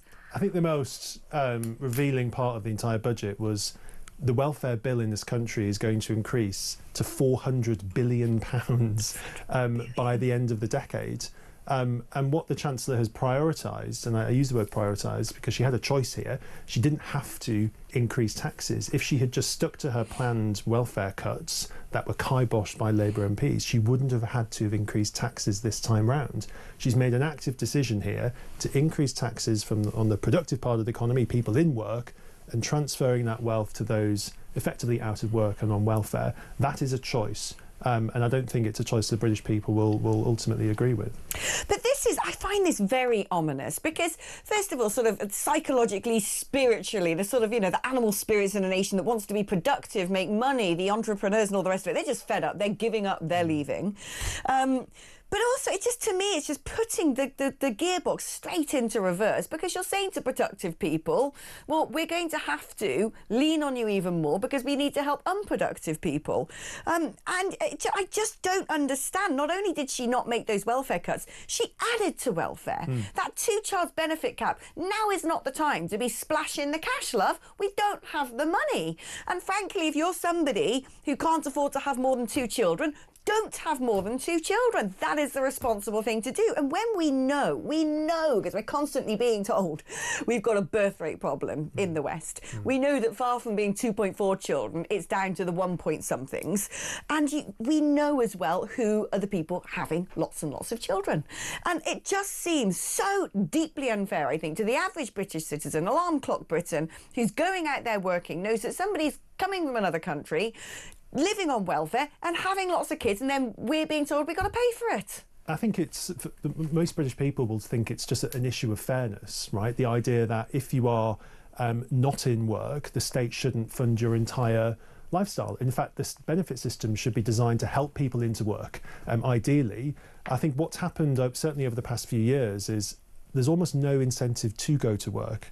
All of the different benefits and all the different kind of state support you can receive means it's actually preferable and better for you to actually stay out of work. And I don't necessarily blame the individuals, I blame the system set up to keep people out of work. And my fear is that in this budget, in last year's budget, and indeed the budget next year, we're going to continue to see this ratcheting up of tax and spend and borrowing, because when the Chancellor tries to cut spending, she gets attacked by Labour MPs. So the idea of her reducing spending and reducing the tax burden, I think, is for the birds. Yeah, now, did you know what's really weird about that budget, right? Normally when I watch the budget, it's sort of the headline news of, how much the economy is growing, GDP, debt, blah, blah, blah. And then after we've heard all the mood music, it's like, this is what we're going to do. We're going to increase duty on alcohol, or we're going to cut duty on fuel. We're going to give this much to defence because we need a few more heli choppers. We're going to spend this much on energy because Ed Miliband needs to send some money over to China for buying a load of windworms. We're going to build 10 new hospitals, buy a new aircraft carrier. That's our shopping list. That wasn't there. There was nothing. What the government aren't governmenting? Like, what are you doing? It's just that all we know is we're giving a load of money to people to have kids who aren't from this country and nothing else. It was the most shocking element for me, where I was led to believe, in fact I think the country was led to believe, that this was going to be a tax rising budget, but we're going to use that money to invest in public services and our armed forces in kind of key priorities. In fact, the Chancellor Reeves stood up in that kind of emergency 8 a.m. Press conference in Downing Street only a fortnight ago, saying my priority is the National Health Service.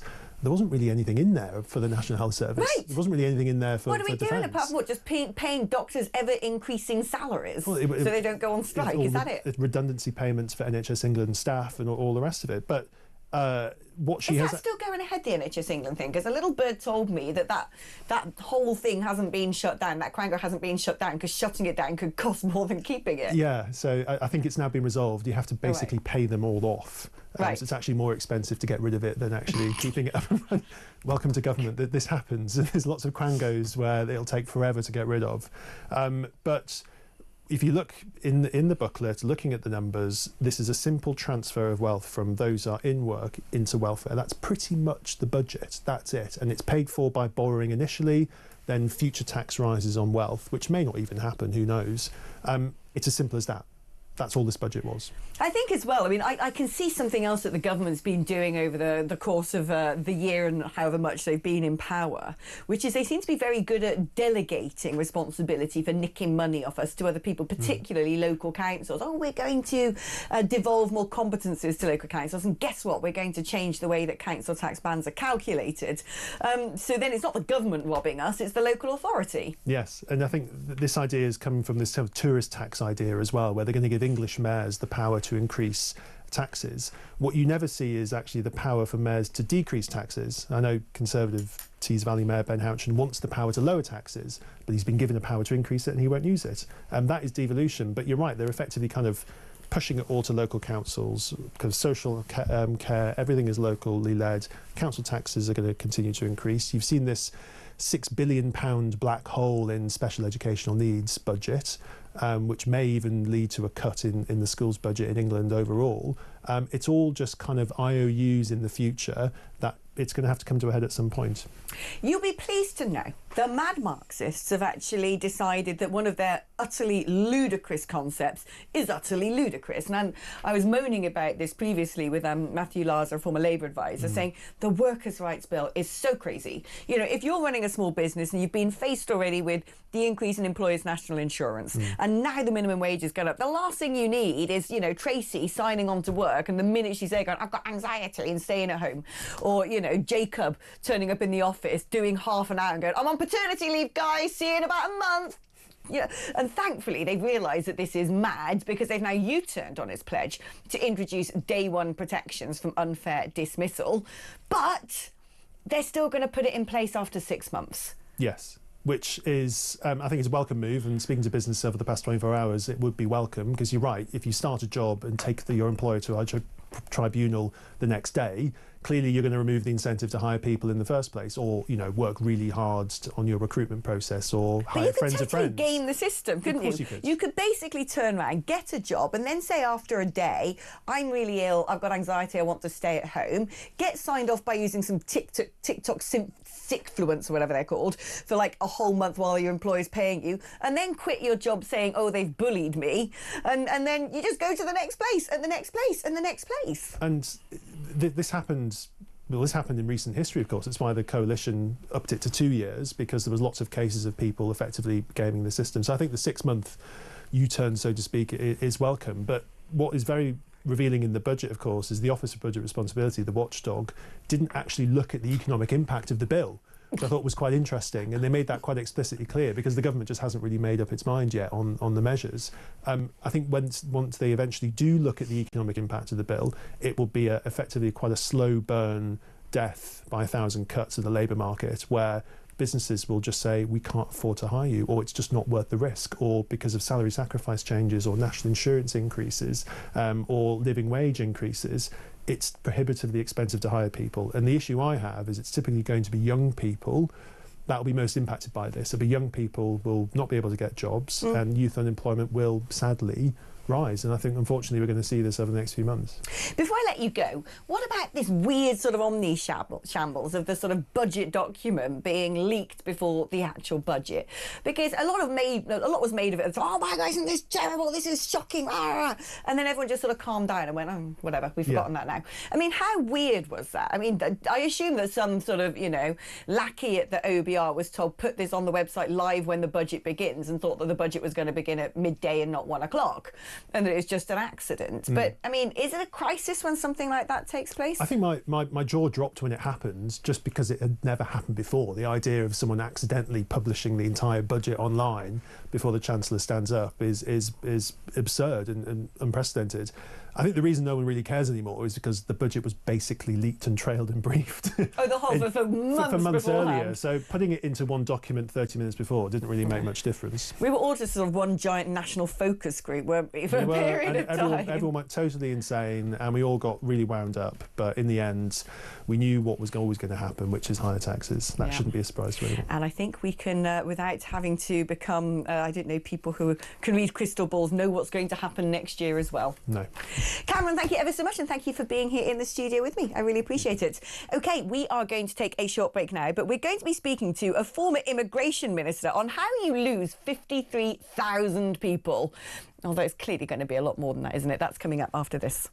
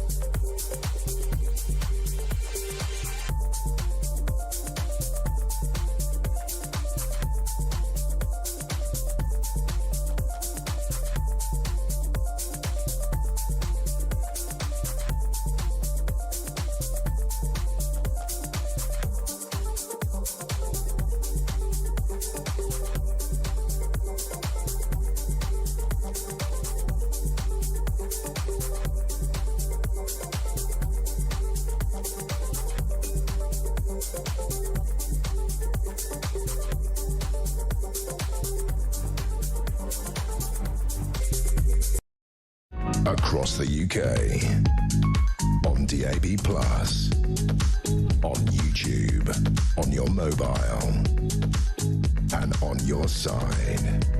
This is Talk. I've got really lovely colleagues, I just want to let you know. I've just peered through the glass into the gallery and seen a dishevelled tramp of a man sticking his fingers up at me. Yeah, Kevin, he's in. The beast is now out of his lair, roaming around the corridors of Talk Towers, destabilising our harmonious working environment. Talk about people roaming around, 53,000. I'm really, on fire with my segues today, aren't I? 53,000 illegal migrants have gone missing. Do you really believe it's just 53,000? Well, these are sort of figures, official figures that have been scared out of the Home Office. A leaked document headed Absconder Pool suggests that as of October, there are 53,298 migrants who have breached their immigration bail or escaped from detention, whose whereabouts are unknown. A further, get this, 736 foreign offenders have gone missing. After being released from prison or detention, they're just gone. They've disappeared. They were supposed to be facing deportation. Brilliant. We've got 736 foreign wrong-uns out of prison, roaming around, and we can't send them home. Absolutely excellent. The figures have been obtained by the brilliant Rupert Lowe MP, a man who knows how to use FOIs. I've never seen somebody churn out as much data as that MP. He's utterly brilliant on this stuff. Let's speak now to Kevin Foster, who is a former immigration minister and former Conservative MP for Torbay. Kevin, so we know that 53,000 illegal migrants who we're supposed to know where they are, they've disappeared off, they've absconded, foreign offenders, etc. But if we really had the true data on how many people are here illegally that we don't know where they are, I have a feeling that's going to be a drop in the ocean. What can you tell me from your time in office? Yeah, it could be more. Of course, there's always an element of no country knows exactly how many illegal migrants have come in its borders because, people don't send you a letter saying, by the way, I'm planning to break into your country next week or alert you to their presence here in the UK. So certainly these figures are concerning. There'll be quite a raft of different people in this. There'll be some who are just people who've overstayed a visa, have been told to get out the UK, and are then just basically absconded. Right up at the very concerning ones are those who are people who should be being removed because they've committed criminal offences. If they've got a deportation order against them, they've probably been sentenced to jail for over a year or have committed repeated criminal offences, and those are people who are genuinely a risk. A lot of this, though, is a symptom of a system where when appeals go in, when you can try and make other claims to delay your removal from the country, there's only so long the Home Office can hold you on the basis that we are about to get rid of you if that's going on in the court system. So a lot of this is a symptom for the Home Office of needing to speed up the process of getting people out the country. Surely a simple fix to this would be something along the lines of you only get to appeal once or not at all. If the decision's been made you've got to be sent away, you should just be sent. I don't know why they get to have 2, 3, 4, 5 rolls of the dice at the taxpayer's expense. That's just ridiculous. But also, I've never understood when we're putting people up who we don't know who they are, they've thrown away their documents, they've broken into the country, why we allow them to just wander about the place. If you're going to stick them in hotels, there's all these security guards outside them, but those security guards are to stop people like you and I going into seeing what's taking place inside the Britannia at Canary Wharf, rather than stopping these people from escaping and just disappearing.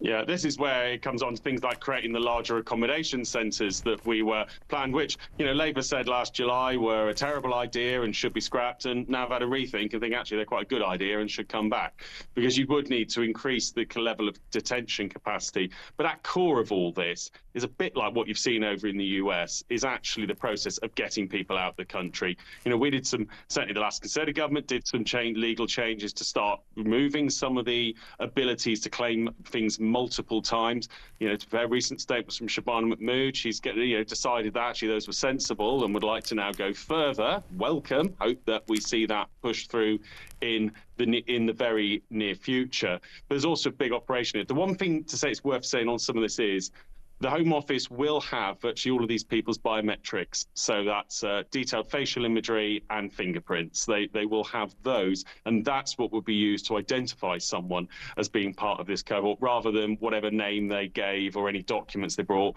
because half the time you can't trust even what might be genuine documents from certain countries to actually have a genuine identity in them. Well, exactly. Well, we know people are pretending to be Bidoon tribe from Kuwait, or all of a sudden, you know, no one's got a passport and they all happen to be, you know, coming from Afghanistan because they know it's somewhere they're not able to be returned to. But why don't we just do a Hungary, right? Because Hungary's actually made this sort of tourist video. You've got to love a bit of Hungary sometimes. They're funny. They're extolling their country's attractions. Normally, you'd think they were going to say, oh, look at our lovely beaches, look at our historic buildings. Instead, what the government-approved video proclaims is this is the safest place in Europe because we refuse to let illegal migrants in. And then it adds, and I love this, that it has to pay €1 million to Brussels every single day, £875,000 in pound sterling. Because basically they're being fined for saying we're not going to take asylum seekers, we're not going to go along with this. Given how big our bill is for housing all of these people in hotels or military barracks or you know, random houses of multiple occupants down your street, why can't we just do a Hungary? Well, you know, this whole sort of agitating and hand-wringing over things like the ECHR, why don't we just ignore it? We did that back in the day when they said to us, give prisoners the votes. We went, nah. We're not going to do that. I just don't get the logic. You've been an immigration minister. Can you explain to me? Because I keep hearing, well, you know, when people get in power, it's really difficult. They can't do this. They can't do that. Whitehall this, civil service that, ECHR that, leftist activist lawyers the other. And I'm like, you're the government. You should be the people who are able to pull the levers, propose legislation, amend legislation, scrap legislation and make decisions. Is it really that difficult? Surely if someone like Rishi Sunak could turn around and go, right, we don't know which characters are coming over on the boats. They're coming from pretty scary countries where we know there are established terror networks. This is a national emergency. Therefore, I am going to do duh. Is it a lack of will, or is it really that impossible? Is there really this sort of legislative, bureaucratic straitjacket preventing governments from doing something about this?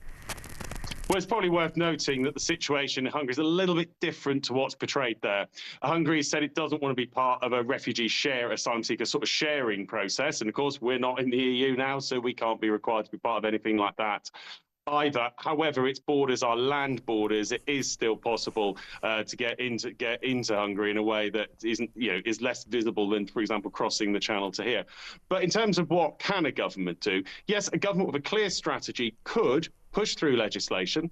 I think we need to have a debate about our role in the ECHR. I personally would favour leaving it. You know, it's gone way beyond what it was meant to do. You know, it was written up in fear of what the Nazis did back in the 1940s, and now being used by, you know, fit young men who are fleeing apparently France or Belgium, you know, countries which strike me as modern democracies with pretty good human rights records, to come to the UK to game those provisions. And similarly, criminals we've seen, including ridiculous judgments around things like chicken nugget preferences. It's gone way beyond what it was meant to be doing. You can, if you have a proper strategy. I must say, I didn't serve under Mr. Sunak, which he spent a little bit more time on a comprehensive strategy to tackle this issue rather than on writing slogans about it. But you can look at other examples. Australia and more recently the United States with their southern border, where you see an administration come in with a very clear strategy, not just one sort of gimmick, but a whole process through, with the whole government focused on enforcing the border. You know, the Trade Department being used to threaten tariffs if countries don't take their citizens back. The Foreign Office, or the State Department in that case, you know, engaging with countries directly, being clear, you know, if you want the US support for something, you need to be taking back your citizens who are abusing our asylum system. And then the military doing things like like supporting flights back of those who, innately, when you're removing people from a country, they obviously a lot of times don't get on the plane quietly.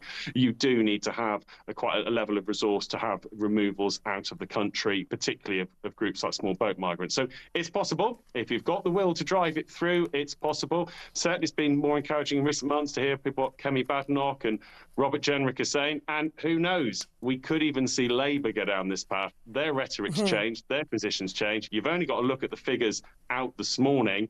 They could rightly say there's been some progress on legal migration, but the position on asylum, another record-breaking year for claims. You've seen boat arrivals soaring, public anger going up. Even the Labour Party is now going to have to think, can it really win a general election whilst we argue about immigration with the level of boat arrivals? Answer, almost certainly no. After that budget, I don't think we've got too much to worry about, Kevin. Listen, I've got to let you go now. Thank you ever so much. It's been glorious talking to you. That's Kevin Foster, former Immigration Minister. Now, I'm sorry if you thought that I was sort of broadcasting from the bottom of a well a few minutes ago, because my microphone made like a migrant and absconded down the cracks of my dress, but I've managed to fish it out and put it back where it belongs. So if I sounded a bit scrunchy, that would be why. It was a wardrobe fail. OK, we're going to take a short break now, but don't go anywhere, because when we come back, we're mopping up all of the day's sports news.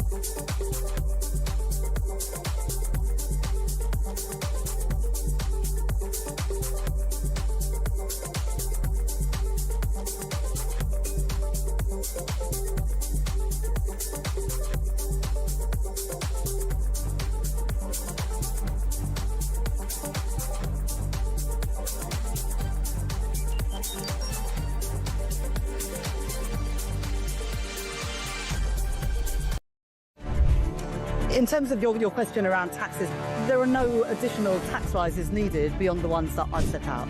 Don't need to increase taxes. I'm not coming back with more borrowing or more taxes. I will not increase your national insurance.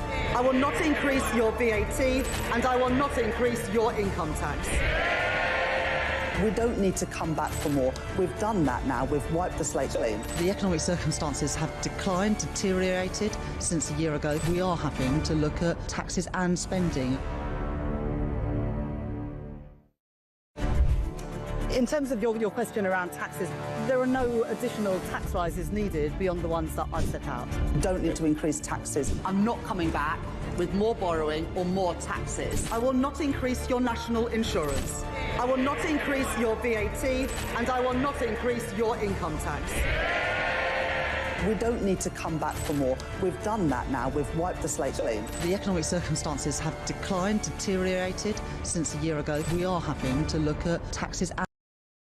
Across the UK, on DAB+, on YouTube, on your mobile, and on your side. This is Talk.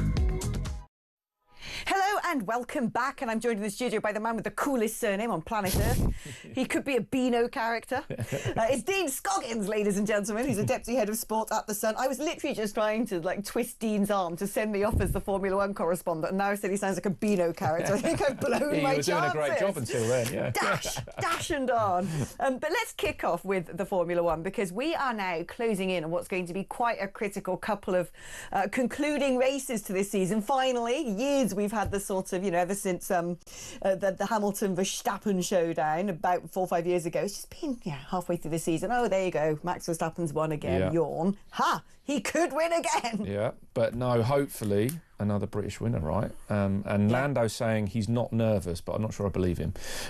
But yeah, he says he's back with a bang. He's just been speaking to Isabel in Qatar, and he says it really hurts the Las Vegas disqualification, which obviously has actually opened up a title race again that looked to be over. So look, he's still heavy favourite. Only needs 2 points more than Piastri and Verstappen over the weekend. Sprint race as well, so extra points available.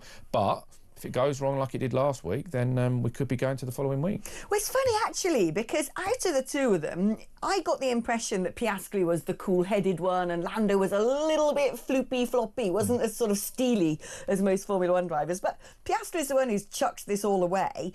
Interestingly, of course, people are talking about team orders. Yes. Will one get out the way of the other? It's happened through, since time immemorial in Formula One, really. But it seems to me that McLaren aren't going to use them. No, well, Piastri said just a straight no. And, when we've had a brief discussion about it and the answer is no. So, he won't be moving out of the way. He won't be letting Norris win.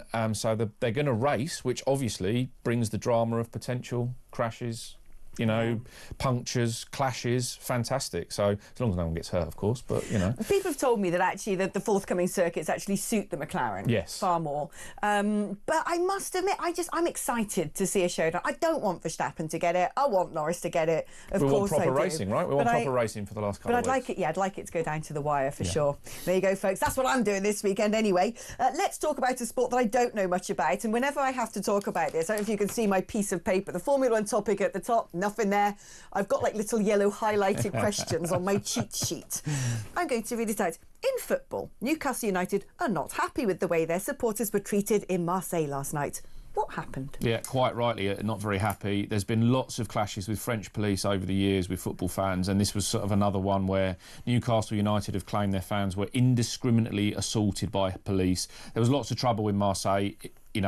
Quite frankly, I go to football away games. I wouldn't be going to Marseille in a hurry, to be honest. It's the sort of place where there's trouble all the time. There was tear gas, there was batons as fans tried to leave the stadium. So, were things kicking off to cause not this, or the police beforehand, yes. But Newcastle's point is that was unacceptable police conduct because the fans were trying to make their way home. They weren't causing trouble. They were just trying to get away from the stadium, singing, yes, chanting, yes. Being football fans, but not violent. So UEFA will probe this. There'll be more look at the French. I mean, we've had horrible incidents over the years. The Liverpool fans suffering in Paris. Lots of different things have happened in Lille as well. And as I say, Marseille has had its fair share of trouble over the years. So yeah, Newcastle lost on the night as well. So not a good night. Yeah, you don't tangle with the French police. Our lot wear rainbow lanyards and twerk, and the French police actually will whack Helmets you over the batons, biff you over the head. Right, second question. And it's first versus second in the Premier League this weekend as Arsenal travel to Chelsea. Which former player might be in for a difficult reception? Very good. So Noni Madueke is the answer to that question. So Noni Madueke left. Noni Madueke? Yeah, great better name as than well. you. Yeah, absolutely, and a much better footballer than me as well.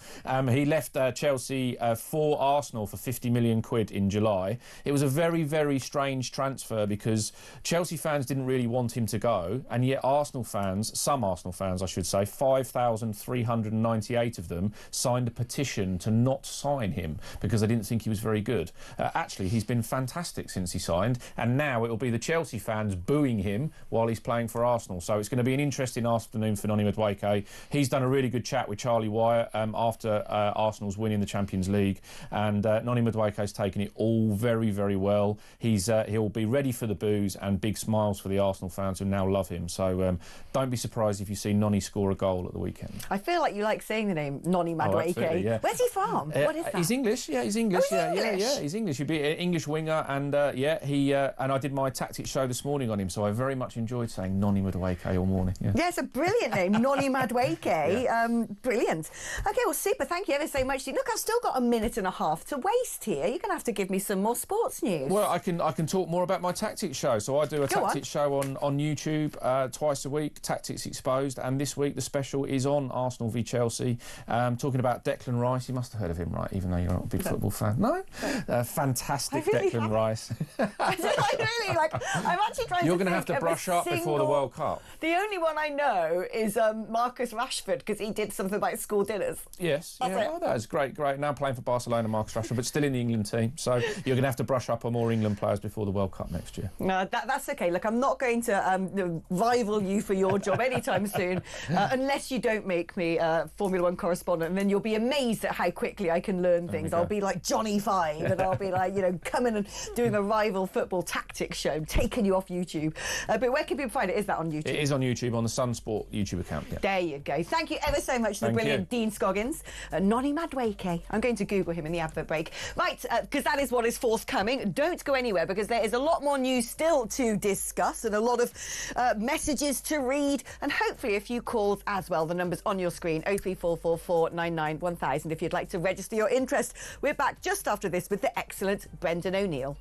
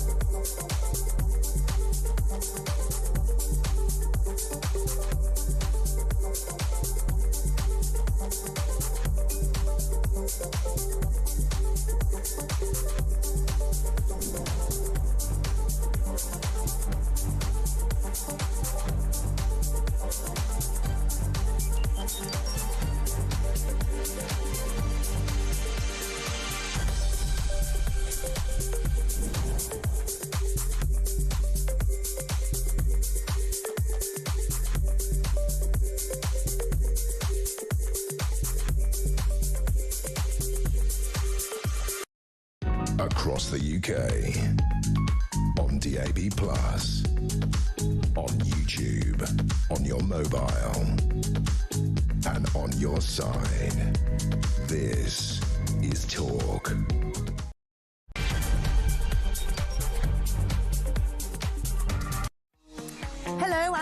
welcome back to the show.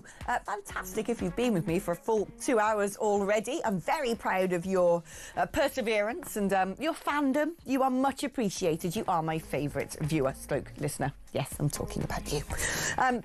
If you've only just joined us, where have you been? Don't you worry, because you can go back and watch it all from the start on YouTube or indeed on the talkTV app. And that gives me an opportunity to tell you that come the 1st of December, you're going to have to download a new app called the Talk app, because the talkTV app is going to go to the little app cemetery. But it's going to be updated and replaced by something far snazzier with far more features, so you don't have to miss a minute. Keep your messages coming in. I kind of checked out from doing the whole descriptions of professions for an hour, and I was really enjoying those.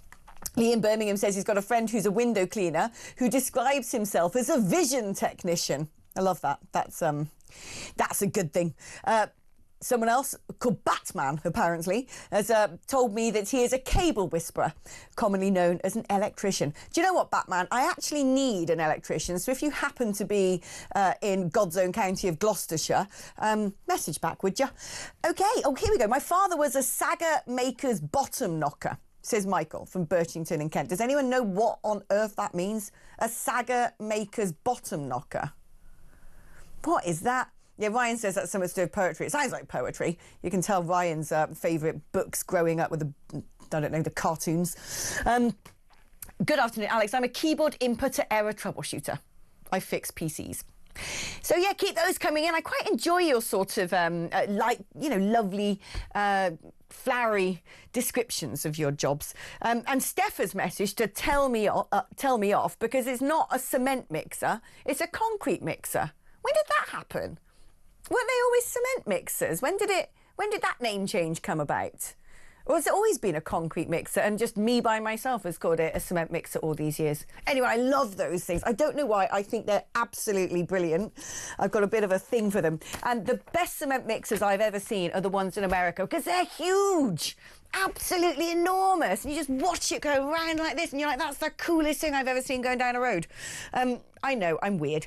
Let's move on, because otherwise I'll talk a load of nonsense and instead talk a lot of sense with the brilliant Brendan O'Neill, chief political writer at Spiked.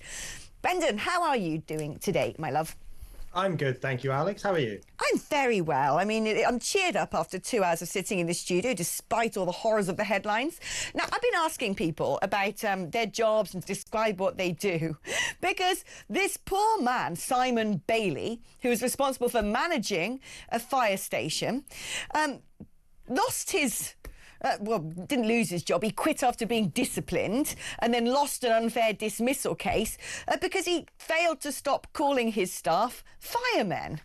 I mean, for crying out loud. Someone's messaged in to say, don't the BBC still show, or CBeebies or whatever, still show a children's programme called Fireman Sam? I mean, this whole gender nonsense is ridiculous. Yeah, how much longer will Fireman Sam last? You know, it's going to be Fireperson Sam soon, or Firefighter Sam, of course. That's the correct way to put it. You know, this isn't even wokeness. This is political correctness from the 1980s. I thought we'd really got rid of that. I know it's been replaced by things that are just as bad, but this myopic policing of workplace language, I thought we were moving on from that, but clearly not. You know, there is nothing wrong with saying fireman. I think I still use that word, and I might even sometimes say firewoman. I've never really got used to saying firefighter, if I'm going to be honest. And it's not a problem for people to use words like that. I mean, if this woman was discriminated against in the workplace, if she was, you know, paid worse than the men or treated unfairly in some way, then that would be a problem. But as far as I can tell, all that happened is that the boss of the fire station used a word that she considered to be archaic and offensive, and he suffered as a consequence. It's absolutely ridiculous. We should not be policing language in this way. It's actually worse than that, because poor old Simon Bailey, who quit because he suffered a downward mental spiral after receiving various written warnings, was because he didn't confront other people saying fireman. It's not even him saying it. He's supposed to be wagging his finger and telling people off for getting the wrong terminology. I mean, it's punitive and it's evil. And, you know, you look at this, the guy was 58 years old.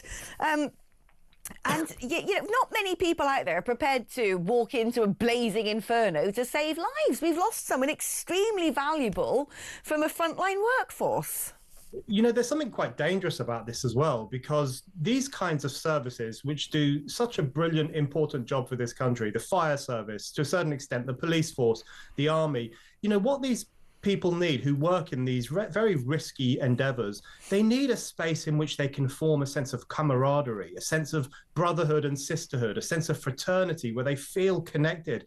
And often they do that through banter, through the use of certain words, through telling jokes. You know, forging those bonds in the workplace is so important in any workplace, but especially in one like a fire service, where you need these men and women to come together, to feel really connected as a team, to be brave and to go up ladders and rescue people and fight fires and do all those things that the rest of us wouldn't be able to do. So it's actually quite dangerous to have this constant interventionism into the workplace, where, as you say, not only was this guy punished, but he was punished for not telling off everyone else, for not making everyone else bow down to the new lingo and the new language and the new ideology. That would have been really destructive of his workplace if he'd thrown his weight around in that way. I think he probably made the right decision, which was to let his workforce carry on speaking as they were going to speak, if it wasn't being particularly offensive, and then create a sense of, you know, teamhood around that. And I think we really lose something important if we're constantly watching what people say at work. A happy work environment is a work environment where people can crack jokes and say politically incorrect things, and I'm going to stand by that till the day I die. Incredibly, the female firefighter who took the case to court won her case and was granted £52,000. That's all right for not doing work. Let's talk about, this is a story that popped up on my newsfeed today, and so incredulous am I at some of the statistics in this, I wanted to sort of really shine a light on it, because for me this should be leading every single news agenda in the country, because the National Energy System Operator, the people who control the grid known as NESO, said that directly because of Labour's energy policies, including 78% tax rates on North Sea gas producers, a ban on new exploration, that we, this year alone, have seen a decline in the amount of gas that we've managed to get out of the North Sea by 80%.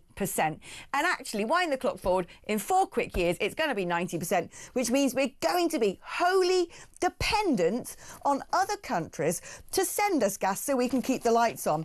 At the moment, half of that comes from Norway, but apparently Norway's running out of gas too. So where on earth is that going to leave us? This is so dangerous. It's mental. It's completely mental, and it's lethal, in fact. You know, it really confirms that the net zero ideology and the climate change alarmism more broadly, these are suicidal policies. They're not just stupid and driven by pseudoscience in many cases, but they are actually suicidal because they call upon nations to sacrifice their industry, to sacrifice their ability to produce energy, to sacrifice certain jobs, all at the altar of climate change and net zero, all to appease the gods of weather, essentially. This idea that if we stop doing all these things and stop, tapping for gas and digging for oil and doing all those things that this country used to be really good at, if we stop doing all that, then maybe the weather might improve and, the temperature will go up by 0.5 degree in the next 100 years or whatever they're talking about. It's ludicrous. It's a kind of cultish behavior. And it's incredibly dangerous because it means that we are not energy independent. We're in fact increasingly dependent on other nations to provide us with the source of everyday life, the stuff that makes life possible in a modern nation. We are making ourselves beholden to foreign countries in a way that I think in this day and age is incredibly foolish. It's crazy town. I mean, the thing is, not only are we emboldening people like Putin, because we will be accidentally buying gas from Russia, right? Because a lot of people, when we get liquefied natural gas, have bought their gas from Russia and then, do all the refinery stuff, whatever they do for us. And so we don't know whether we're still directly funding his war machine. But if you have got gas, if we were to say drill, baby, drill, like they do in America, and I've always been a massive supporter of fracking, I think it just needs a better PR campaign, then we would actually hold so many geopolitical cards. We could be like, oi, Hungary, you don't have to buy gas from Putin. You can buy it from us. It gives you so much power. We could set up a sovereign wealth fund which would protect pensions. I mean, the list goes on and on. Frankly speaking, to me, net zero has basically got to the point of killing people. If you looked at winter death, suicide suicides from job loss, etc., etc., etc. I'm sure you could actually, some clever bod somewhere could actually come out of a statistic on how many lives it's frankly costing this country. Have you come across this whole Bovaer thing, Brendan? No, what's that? Bovaer is this funny drug that we started giving to cows this year. Lots of supermarkets got in on the act and said, oh yeah, we're going to make the farmers that we work with feed our cows this drug so they don't fart. Because obviously fart and climate change. And I said from the beginning, I ain't getting my milk from anywhere that's using this Bovaer thing. I think this is funny business. I do not care about sort of experimental medication in the food supply chain. Turns out I was right, because this trial was also being conducted in Norway and Sweden, who've had to cancel it because it made all the cows ill. This is exactly what I'm talking about. Net zero is a perversion at this point. It's so preposterous. I didn't know about that drug, but I did know that there is this real crusade at the moment, a lot of it coming from the European Union, against livestock, against cows. Cows are now being held up as the #1 cause of climate change in some instances because they fart out certain amounts of methane, and then that's apparently going to destroy the planet.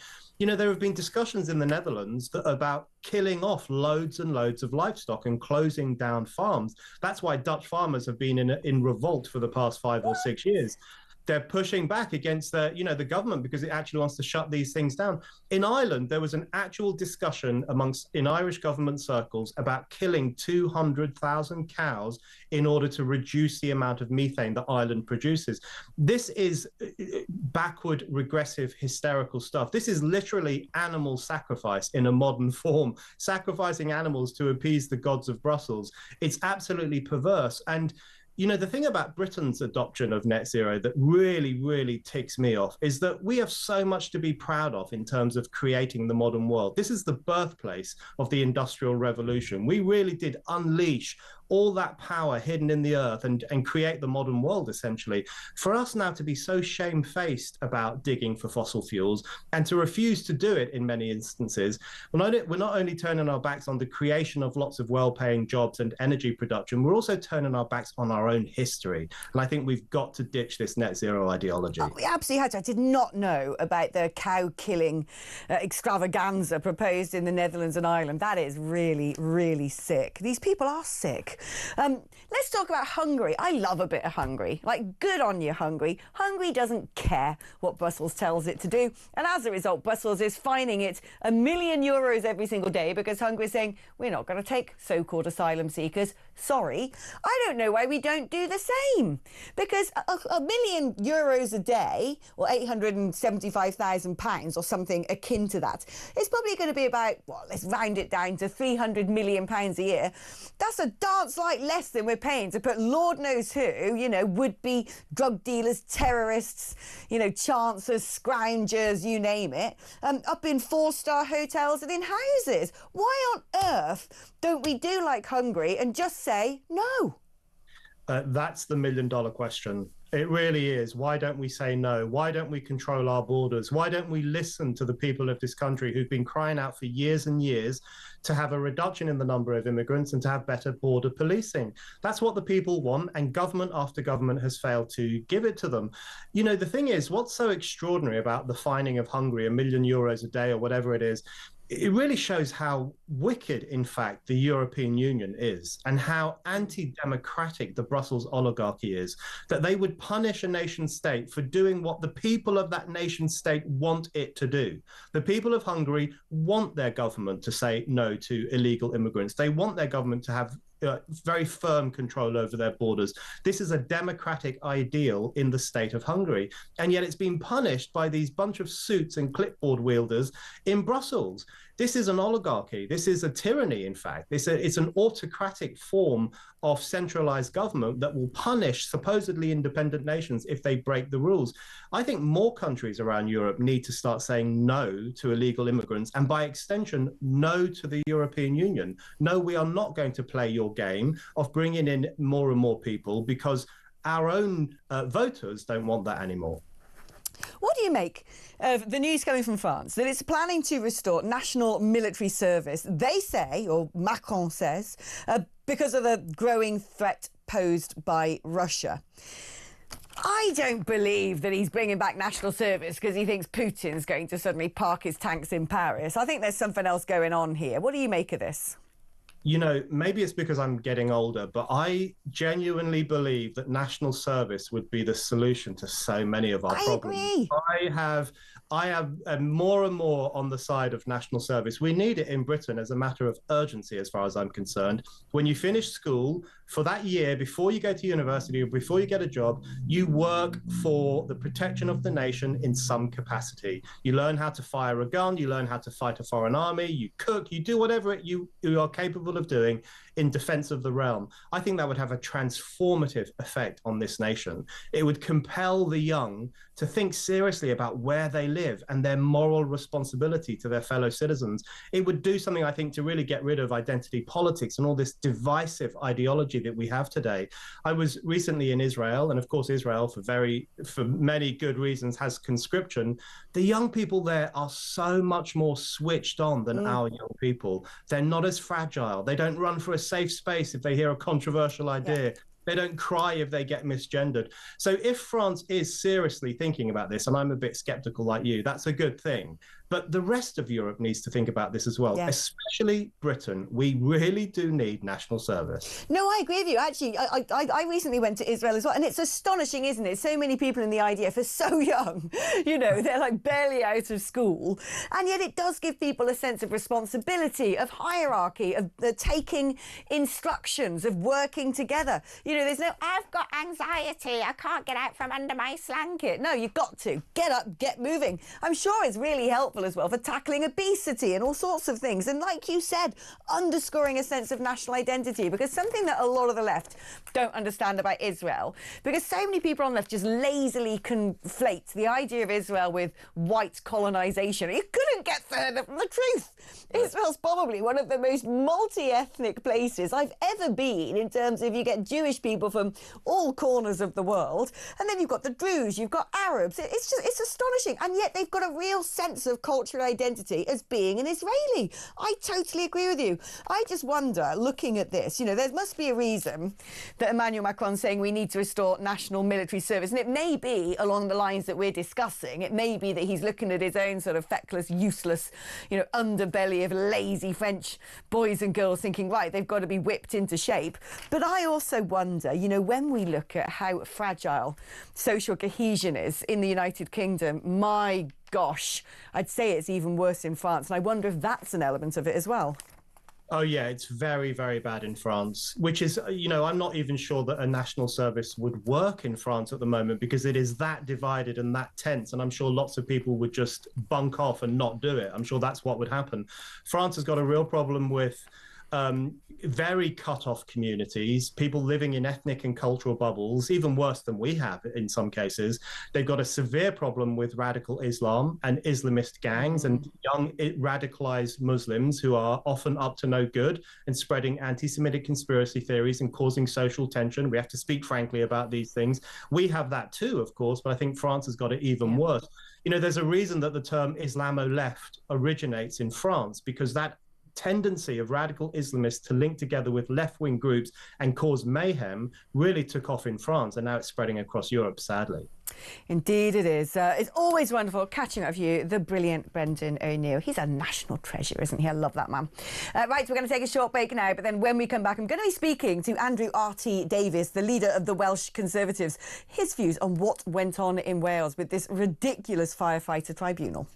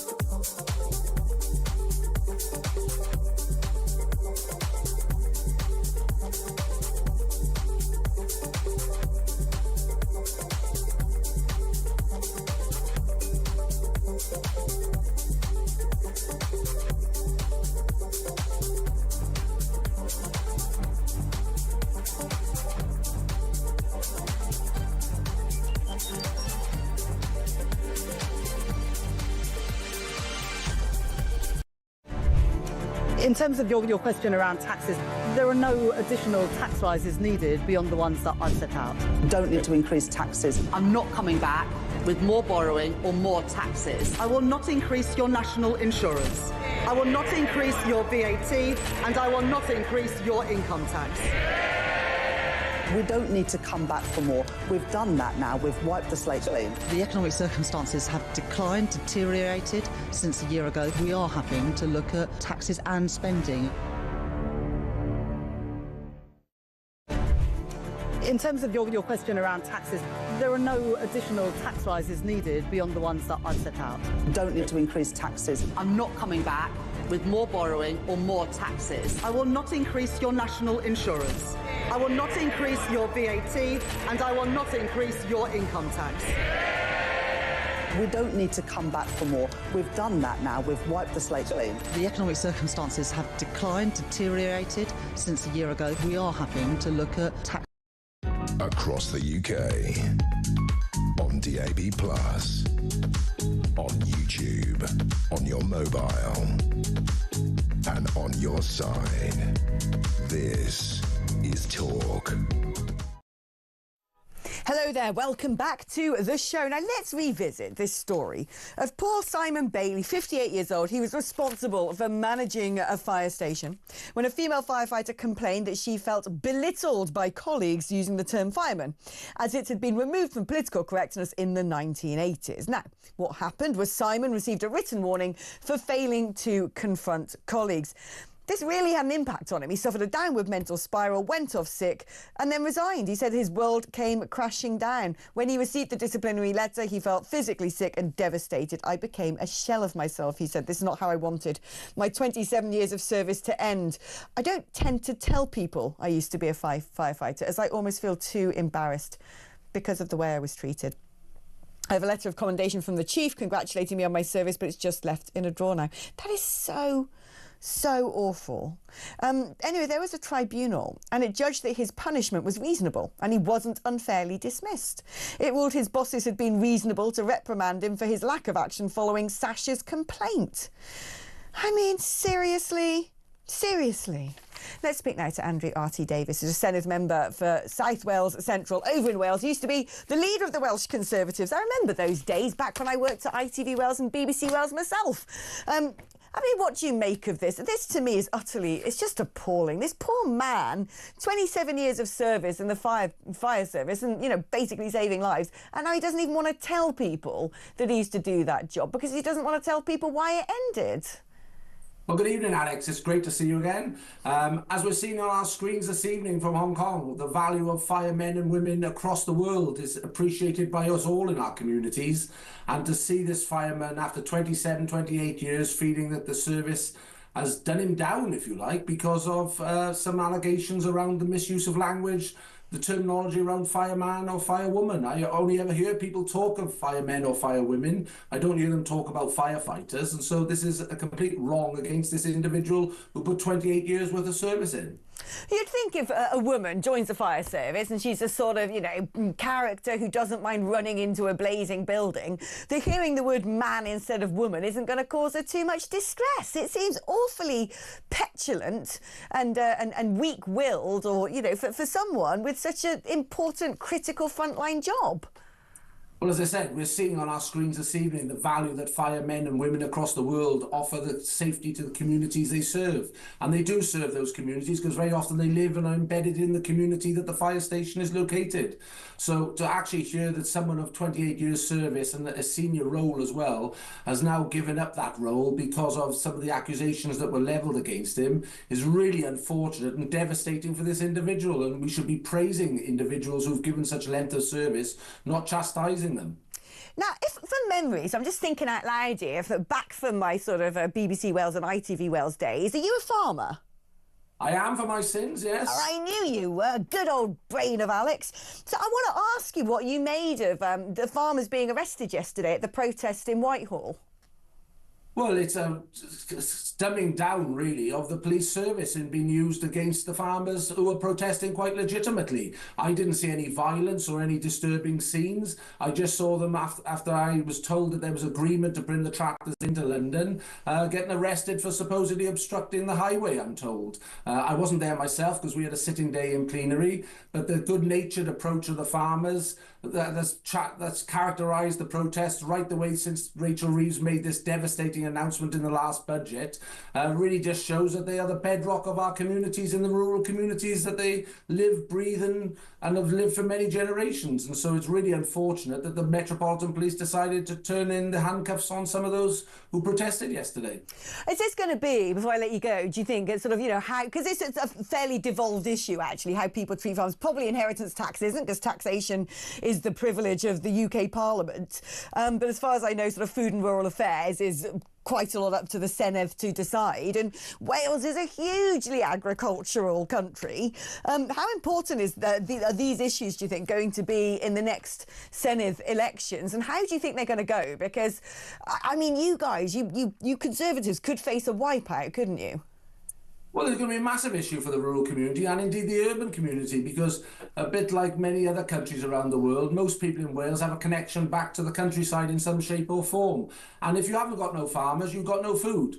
And it does seem scandalous in a world that is so volatile at the moment, with arms flowing around the world and uncertainties and terrorist organisations causing the devastation they are, that we've got a UK government and indeed a Welsh Labour government who are doing their darndest to shut the agricultural industry down.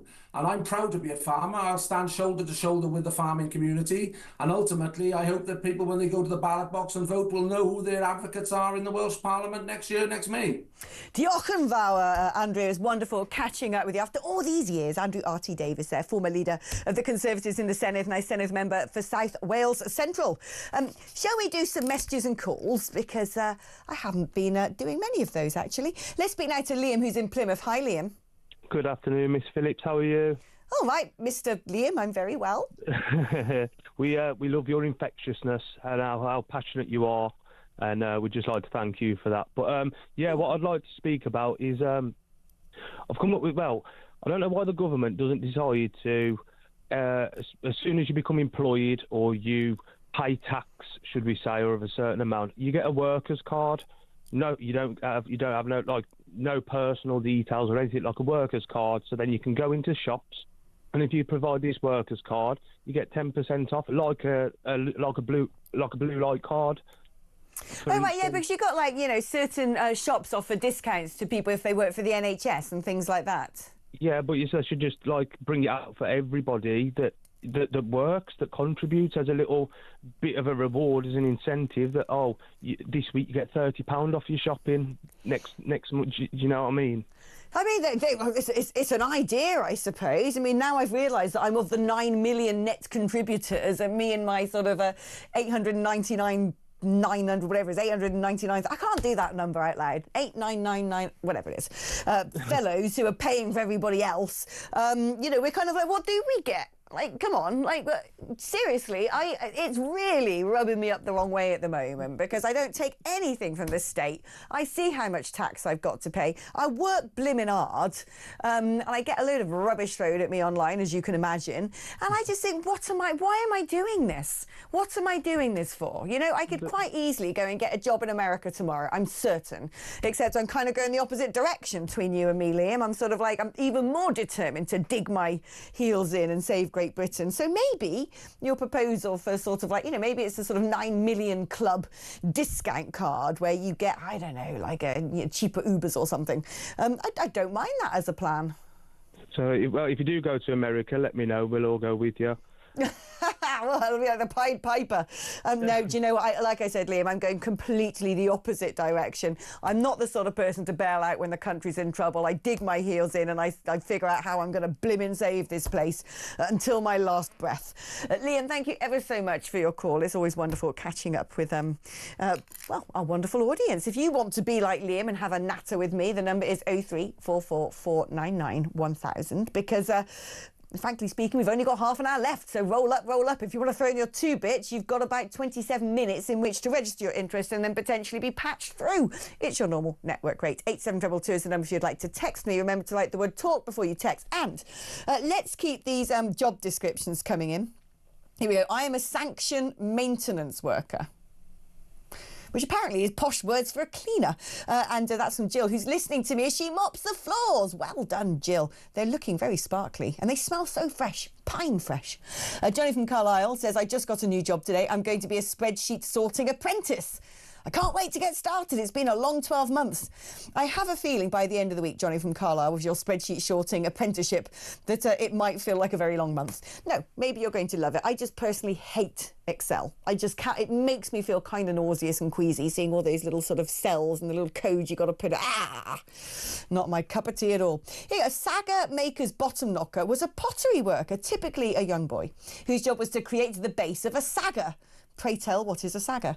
They would place a lump of fire clay into an iron hoop and use a wooden mallet called a maul to knock it into a flat circular bottom, says Tony in North Wales, where you learn something every single day. My first job was in a pub collecting glasses. My name badge said Chris HGD, head of the glassware department. Apparently that's a true story. Chris in Northumberland, not just a basic glass collector or pot wash. No, not Chris. He was HGD. And then Daniel in Berkhamsted says, I'm a water feature specialist creating naturalistic water features. Is that just what you do? Are you just telling me that? Or is that sort of euphemism for something? I don't know, you repair urinals or something, I don't know.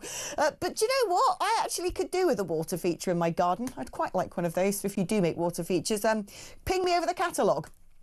And lots of people moaning about the budget as well. Anyway, listen, if you want to tell me all about your job, if you want to have a moan, do get in touch. 0344 499 1000 is the number on WhatsApp. You can leave me a voice note on there as well. 87222 is the number to text. Like talk before you text. And if you want to have a chat with me, the last 15 or so minutes of the programme is going to be all about you. So you've got to phone up now. Jodie's waiting to take your call. OK, going to take a short break, but when I'm back, we're going to have John Lucas, the brilliant night news editor from The Sun, to run us through tomorrow's papers today.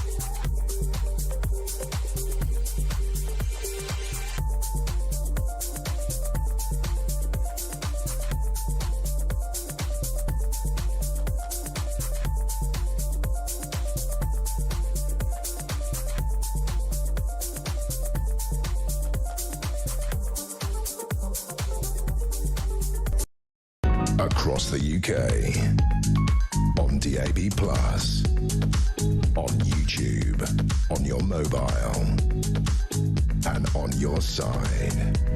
This is Talk. Hello and welcome back to the programme. Now, John Lucas joins me now. And I am going to insist that next time we do have the jingle for you. Night News. Do-do-do. You want it? Very good, yeah, please. Yeah, I think it sort of suits great. your swagger as you enter the studio.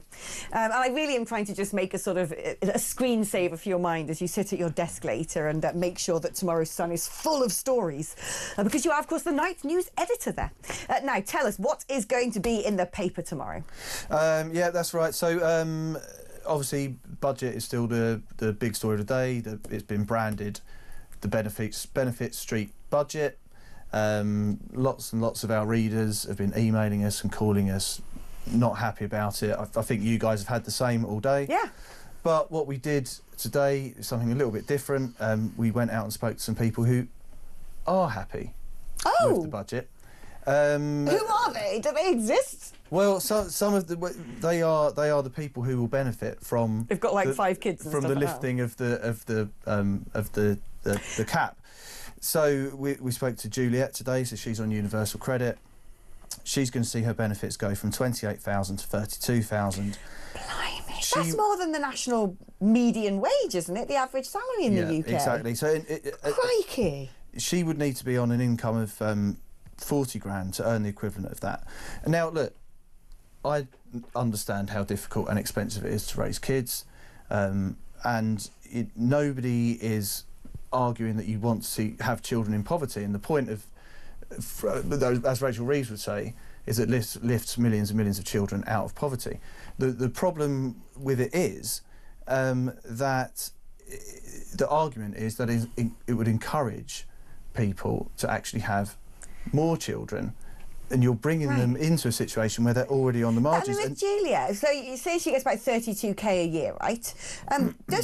Does she have to use some of that to pay for things like her house and her heating, or is that also afforded? Well, look, I'll just run through a little bit of what Julia's saying. She's saying, look, I don't need the stress of running back to work when my children need me at home. I get to be an amazing mum and not have to worry about how to pay for the costs.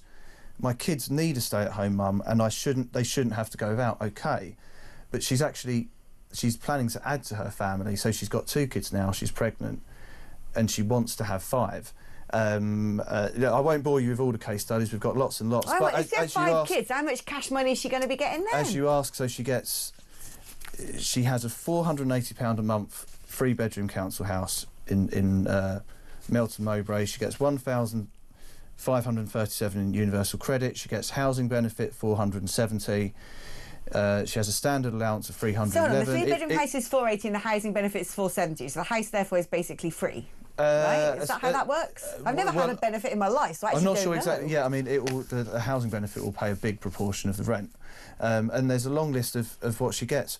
Now, as I say, nobody's arguing that it's easy to raise kids, and everybody knows it's very, very expensive. But it's also expensive for couples who are on very, modest or very, very good salaries. It's very difficult, it's very expensive, and what riles people up is you've got lots of people in the middle classes who aren't having many children. They're having 1 kid, they might have 2 if they think they can afford it, or they're not having children at all because they know they can't afford to do it.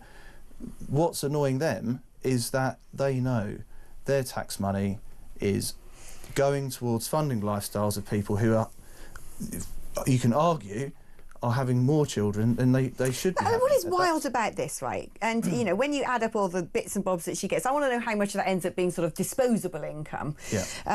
So if you offset bills and house, the rest of it is disposable income. Because if it works out as about 30 grand a year of disposable income, because that is on top of that she gets the free house, that's the equivalent of the amount of money that someone on a 100k salary probably has as disposable income. Because you earn between 100 and 120k, you're taxed at 60% basically.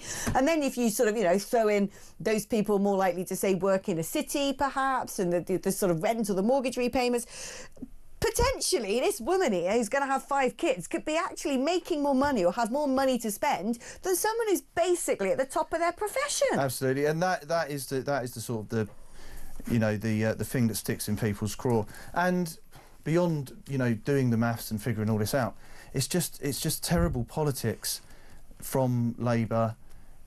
They are, they're really putting it on a plate for reform. I think. Although weirdly, reform, of course, did also scrap the two-child benefit cap, which at the time I thought, like, what are you doing? That's mad. But I wonder now, it's interesting, they did that for the by-election with Sarah Pochin's seat, Runcorn, didn't they? And they've sort of clarified that and said, oh no, this is only for working parents. But I wonder actually that sort of forced the Labour Party to cover them off and do the same thing. Although it is interesting, I've been trying to sort of crunch statistics to find out which families have more than 2 children, if you know what I mean. And using the magic of AI to slice and dice various available documents, the census, government statistics, etc. It estimates that around 70% of families with more than 2 children have foreign-born parents. And that makes it even more mad to me. It makes it absolutely insane. Anyway, so we've kind of done to death the budget now. It's going to be the death of most of us. But this next story, what is this? What is this? Well, we've got a war in Ukraine, and it's been a horrible, absolute meat grinder. But weird story today. Vladimir Putin has got a team of scientists together, and they have created a squadron of remote-controlled spy pigeons fitted with brain implants. So you know how Elon Musk has got this Neuralink company? Yeah. Very similar thing, but it's been done with pigeons. Actual pigeons. They're not like sort of drones disguised as pigeons, but actual living, breathing, flapping pigeons. Yep. And they can be used on reconnaissance missions, and the fear is that they could be weaponised. You could fit them with not necessarily explosives, maybe a biological weapon, because we know that Russia has used nerve agents before. This is the most mental. Have a sip of water there, my love. Thank you. Have you got water in there? No, man's dry.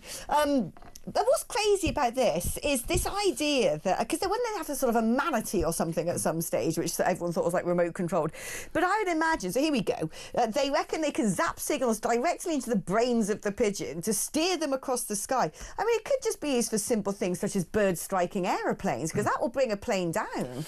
Absolutely, yes, exactly. And it comes, Putin, we're trying to work towards this peace deal. Trump offered the 19-point plan up at the weekend.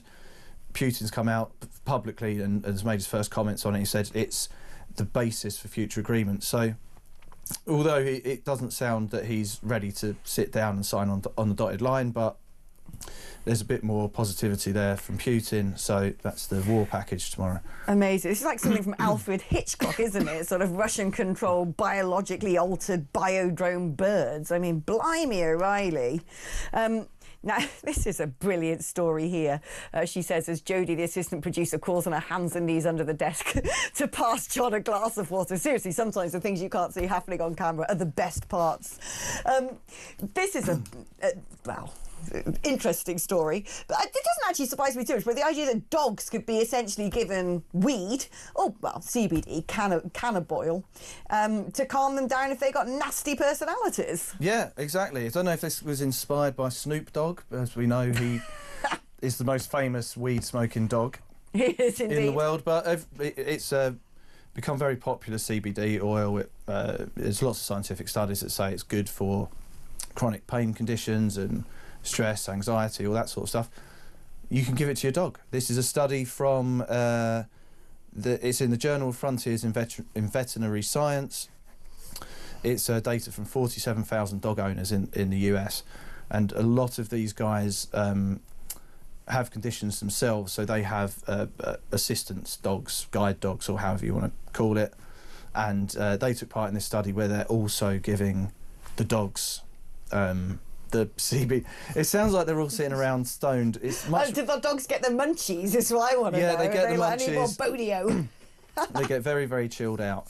But the application of this is for overly aggressive dogs. Right. You know, obviously we have issues with like bully dog, XL bullies or whatever. Just get your XL bully stoned. Exactly. And to be honest, you'd imagine a lot of people. No offence if you're a perfectly legitimate licensed XL bully owner, but like, every time you see them, they're like dogs on ropes, aren't they? I wouldn't be surprised if most of those dogs are sitting there, sort of passively smoking weed anyway. You're right.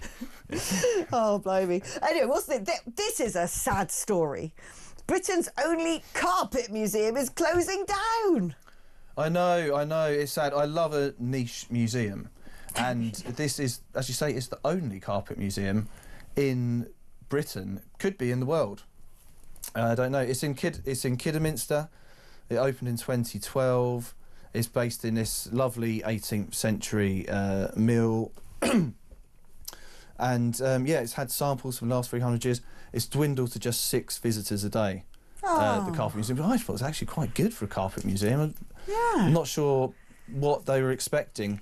Do you know, maybe you should have a Sun campaign to save niche museums by offering people sort of vouchers in the newspaper, you know, to go and visit a niche museum. That's a very good idea.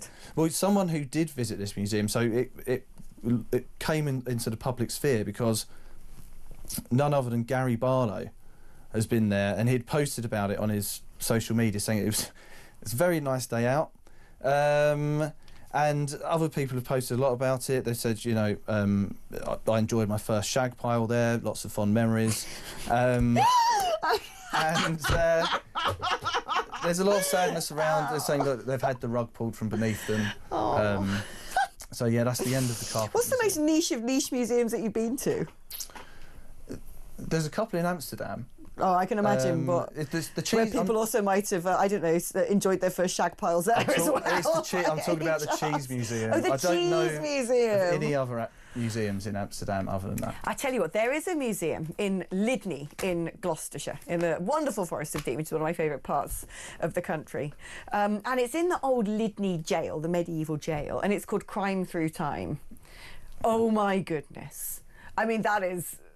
You'll have to look it up. This museum is utterly bonkers, quite disturbing. You know, you walk in, it's got various taxidermied, three-headed animals, some ISIS videos of beheadings, weird newspaper clippings, Rose West's bar, Fred West's shovel, letters from the prisoner Charles Bronson. It is odd. I know the one you're talking about because we had the story about Rose West's bra. Underwear bra, yeah. And we had to think about whether that's going in the paper or not. All I can say is only in Gloucestershire, where our main sport is chasing a piece of cheese down a hill. Yes. Anyway, thank you, Night News editor, Night News. Dun-dun-dun, the brilliant John Lucas. OK, we're going to take a short break now. I'm not going to sing anymore. When we come back, I'm going to be reading some of your messages, and then it'll be time to pass the baton to that disaster of a human being, the misanthropic Kevin O'Sullivan. That's coming up after this.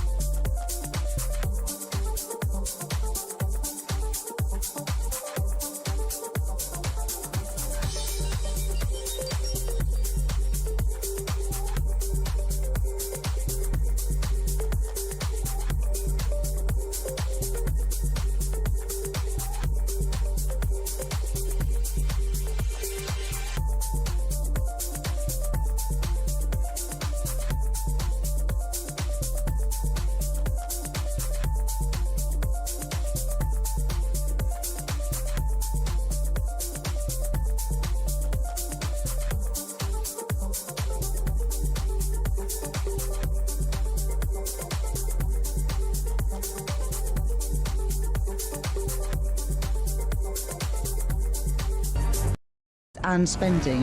Big news coming this December. Our talkTV app is moving to the Talk app. You can watch, catch up and listen to all your favourite shows and podcasts anytime, anywhere, all on the Talk app. From Monday, 1st of December, the talkTV app will no longer exist, so don't miss out. So head over to your App Store or Google Play and search Talk now.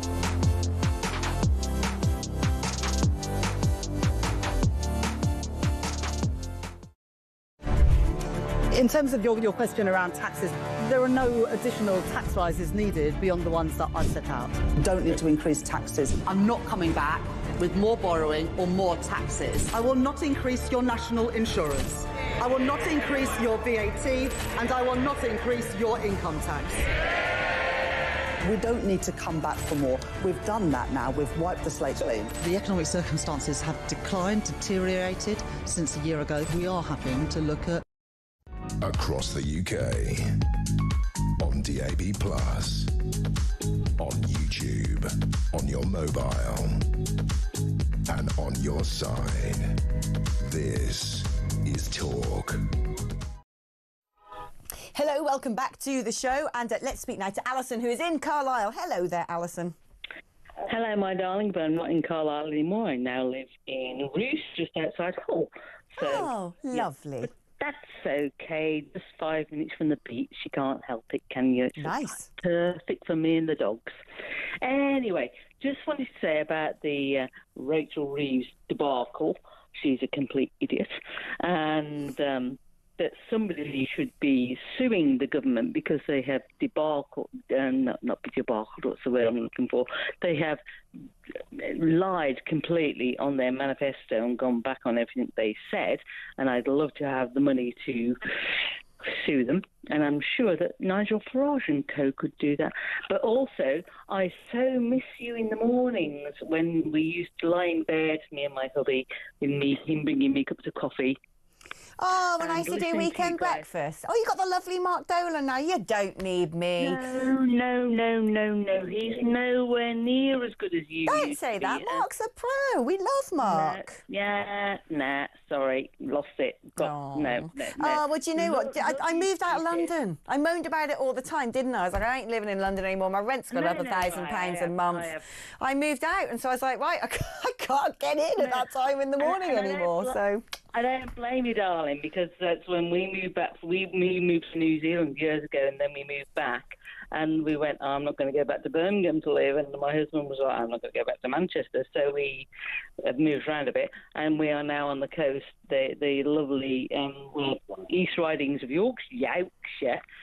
So beautiful. Oh, well, listen, and our dogs love it because we run on the beach every day. I bet. Yeah. Oh, no, I don't blame you. There is something. I mean, now I've moved out to the sticks. It's wonderful. The commute is quite long. It's 2 hours door to door, ain't going to lie. But the wonderful thing is when you sit on a train, you can actually sit and do work. So I can sit on the train, read all the newspapers, annoy my producer, start putting together the show. And then on the way home, I do a good old crossword or perhaps do something else. So I don't mind it one bit. But the only shift I cannot do, I am afraid, is breakfast. But do stay listening to Mark, though, because you might not know this, but I used to be, back in the day, early years of Talk, when I was a Brexit Party MEP, I used to pop up all the time on Mark Dolan's show. So he kind of almost gave me my break. So there you are. Yeah, but you're not as good because you're not there. Well, I'm here. You know, just listen to me on a Friday instead. But I did love, I listened to Talk Women. Loved it. Absolutely. Oh, good. Thank you for the promo. Very good point. Talk Women. That's out again tomorrow on YouTube. It's me, it's Samara Gill, it's Layla Cunningham. And we just filmed one today, actually, for next week. And we've been joined by Alison Pearson. But we're trying something completely different. It's kind of like Loose Women, but not woke. And yeah, hopefully people will watch it on YouTube. If you haven't seen it yet, go and catch up with it, because we're having a lot of fun making it. It's a work in progress. We're going to change things about it, change the mood, change the style, style change, maybe add some other segments, etc. But no, we're really enjoying it. And I think it's about time the good women of Great Britain were served something other than being told all the time that every single celebrity woman says refugees welcome, free Palestine, and seems to love DEI, because I still think that most women out there are probably a little bit right-wing. Absolutely. Anyway, Alison, right. my darling, thank you so much. Enjoy your doggy walk tomorrow, and I promise you I'll be back, especially over Christmas. You won't be able to get rid of me. I'll make sure I put on X, the shifts I'm doing, because I do move around like a bar of soap in the shower. It has to be said. Maybe in the new year we'll be able to settle everything down, but I did this week, actually. I'm doing so many shifts. But look, I'm doing this weekend, 10 till 1, actually, Saturday and Sunday, my own show tomorrow, 10 till 1. So I switched from drive time back to mid-mornings the next 3 days.